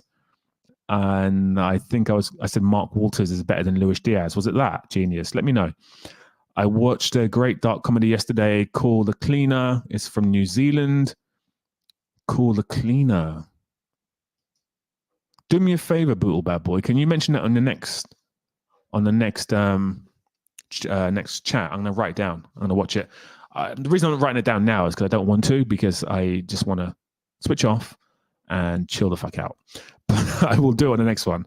After party coming up. I will see if there's a way that I can I put that? Well, Jay, we'll not tonight. I'm going to log straight off, but we will catch up in the tomorrow. I'll send you a little message. I'm going to work out a way that you can follow my live streams. I think that'd be a good idea. I think you can actually automatically now follow people's live streams. Did you start Mad Men again because of the best TV show stream? I actually started the best TV show tier list because of Mad Men, because I just ran out of stuff to watch, and I hadn't watched season 7 again. So I thought, let me watch season 7 again. And my God, it's fucking amazing. Fucking amazing. It's always good to come from behind. I wouldn't know. I'm a virgin. I'm a 40-year-old virgin. You know, I'm not missing out much of the Euros, but there's some nice moments. I think I watched the highlights. I watch all the goals afterwards, but I'm not watching the games. I haven't got an hour and a half to spare watching those games. I'm definitely not going to watch England because they're boring as fuck. These innuendo. I think they've gone beyond innuendos, and I think, you know, we have ladies present. Guys, behave yourselves. Come on. This is why no girls come on the stream, because you guys make jokes like that. Disgusting. All of you. The lot of you. You should be ashamed of yourselves. Yeah, so what I was saying was, has anyone seen Baby Reindeer? Because I've got a video coming out tomorrow about Baby Reindeer where I have some thoughts on it. Some deep, dark thoughts on Baby Reindeer. So watch out for that. That's going to be live tomorrow. I then have a review of Hitman coming out later on in the week. And I'm sure there'll be more videos. And then, of course, on Saturday, we will have a little call-in show if I'm not busy. If I am busy, then it'll probably be on Sunday. But look out for my community page, because I normally put it in there. If you're not following me, that's another thing, guys. At the bottom of the screen, you can see it says Kirsten Stewart is a better actor than Robert Pattinson. Now, of course, that has now been factually proven as being correct. I won that. But if I take that away, and I get rid of Jay as well. I get rid of myself, get rid of Ice-T, get rid of everyone. Just have myself on screen like a megalomaniac. You can see I'm on Instagram. So if you are on Instagram, do follow me, do DM me. I do respond to everything. By the way, speaking of which, Kerwin, thank you very much for that video link. I still haven't watched that film, but I am going to watch it. And you can message me. You can follow me on X or Twitter, whatever you want to call it. Please do, because I do now use that exclusively to update people on the channel. I don't use it for anything else. I don't really tweet anything, although it's really weird because it doesn't give me notifications. So I had loads of messages from people who started following me, but I had not messaged them back. So yeah, follow me on Twitter, on Instagram, hit the stream. I want 2 more likes, please. We can get to 40 and then I can go to bed by myself, not coming from behind. And yes, I've seen it. I've seen the guy is a nut job. He is, isn't he? He's a nut job. He's a nut job. I saw episode 1. It was really good. Watch the whole thing. Guys, I'm going to see you all on Jay's channel in the comments. Oh, I love this. I love this. I love this. Guys, so yeah, Jay is doing a live stream after this. So please do jump in there. Listen to the things that he says. He talks about so many obscure films. Very interesting chat. So please jump in there. He also talks about baseball cards, if you like baseball cards. And he talks about boxing. And I'm sure he talks about a bunch of other stuff as well. So jump in there. Please also follow his channel. Follow Vitaphone's channel as well. I don't think Gagnan's in here, but if Gagnan is in here, you can follow him as well. He does some really interesting videos about obscure films as well. White Noise, Big Love. I don't think I'm going to get those 2 extra likes, which is a real shame. But hey, we can't have everything we want in lives. Guys, this has been epic. Absolutely epic. Thank you very much for jumping on. If you've been here since the beginning, then huge love to you. Even if you haven't been on here since the beginning, then big love to you. And yeah, I mean, what can we say? We've learned a lot tonight. Like I said, we've learned an awful lot. We have even learned about bad acting. Hello. Hi. How is he? Do you think he'd be able to answer a few questions? No way, his lips are burned. So what, he'll never be able to talk again? Oh, he'll talk again, but you just have to give him a couple of weeks. Next time, guys, catch him in one piece. Thanks, nurse. His lips are burnt. What does that even mean? His lips. Oh, we got 40 likes. Well done, guys. Thank you so much. His lips are burnt. What the fuck are you talking about? Fucking talking about? That's bullshit. Your lips are burnt. He can't talk because his lips are burnt. I don't know, but I'm going to hold my lips right now and see if I can still talk, okay? Yep, I can still talk because I'm using my tongue and my teeth. So yeah, I don't know the theory behind the lips are burnt. But anyway, irrelevant. 40 likes. Guys, please jump on. And are you ending the streak? Jasper, kind of. We're very close to ending, yes. But what I will say is that Jay, who's in the chat, is now going to do a live stream. He's doing the after party. I've been here for 2 hours, well, 3 hours now. So I won't be at the after party. I'll be in my hotel room by myself. I won't be with any groupies. It's not allowed. And no, Jay will be having his own little after party. And what happens there, it's got nothing to do with me. Show Not the Beeves is an example of good acting. I will do, actually. Marky Mark. I don't want to be associated with Mark Wahlberg, but thank you very much. Thank you very much, Kerwin.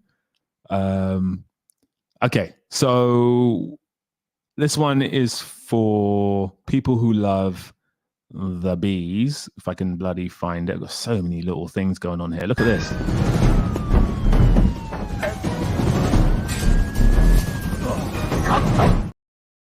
That music as well is just amazing music. Do-do. Do-do.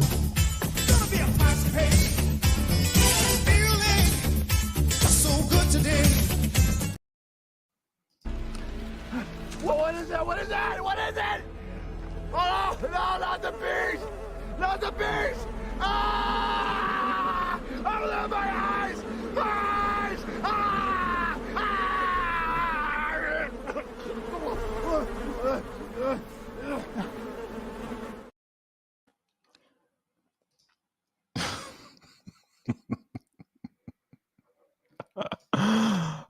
Dear.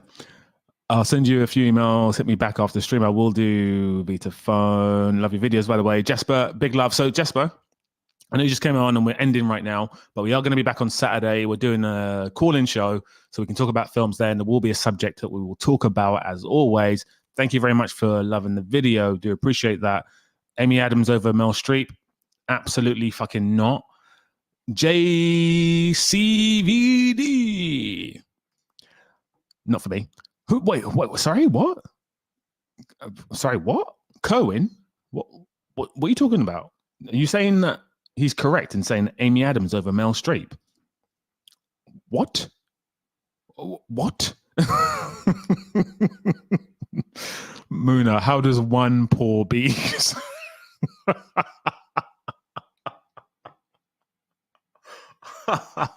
Oh God, that's hilarious. That's a great point. How does one poor bees? That's a very good point. Great point. This is cinema. Amy Adams is not my queen. I'm sorry. I think she's a wonderful actress and she's an amazing human being and she's got a beautiful face, but I draw the line there. That's where I leave my compliments at the door. She's not my queen, first of all, but also she's not better than Meryl Streep. You guys are smoking crack. Smoking crack. What the F? What are you talking about? What's going on? That's crazy talk. There's some crazy talk. That's a terrible accent. She is our queen, but Streep is Mount Rushmore. She's literally Mount Rushmore. Just kidding, Marcus. You better be kidding, Sagnick. What the heck? So I'm trying to leave the stream, but more people are jumping in. So I think I'm just going to leave it just like that. And Dustin Hoffman should have slapped Meryl Streep off camera instead.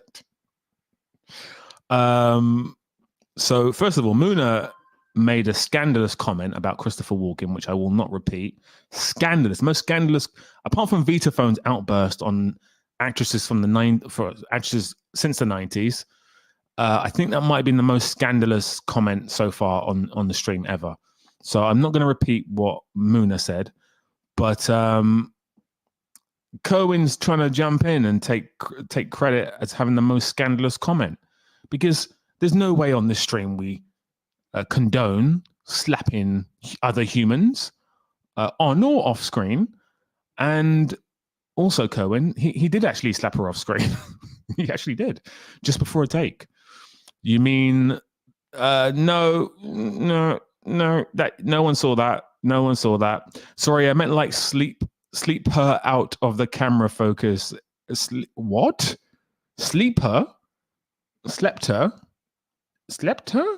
No, he shouldn't have slept her. She was no. We can't be having that on movie sets. There's no sleeping around on movie sets. No. Right, I'm gone. Guys, follow Jay, please. Follow him. He's following me with his own after party, which again, I'm not part of. But you guys can have a beautiful, beautiful after party. And it's been epic. Thank you so much. Thank you for the 40 likes. Please subscribe to the channel if you haven't subscribed to the channel. You can join the channel as well. You can join my Patreon as well for as little as £1. I think it's £1. And you can get exclusive videos on that. And as I said, I've got a video coming out tomorrow. So please do watch, like, share. Let's push that video up. You guys are incredible. Absolutely incredible. Yeah, it's a genius. Yeah, I said they read it. So I think Cal read it and then just went past it because I think he was like, oh, I don't want any smoke. But what I said was true. Mark Walters is better than Luis Diaz. Now, I love Luis Diaz. He's got loads of tech and he's determined, and he's fast, and he's strong, and he's a warrior. But the man has no end product. So Mark Walters had end product all day long. People are probably thinking, "What the fuck are you talking about?" But yeah, that was my super chat to those guys. Ben, big love. Meryl Streep did say at the moment she didn't appreciate it, but did think it elevated her performance. It did. It made her fucking angry because she got slapped for no reason. I would be fucking angry as well. The fuck? Great stream. Kirsten over Patterson. Totally agree. Totally agree. Who's Walter? Nope.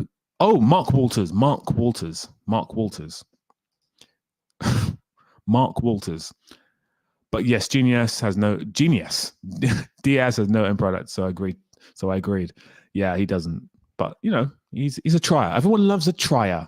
And speaking of which, I'm gone. You guys are amazing. Big love to you.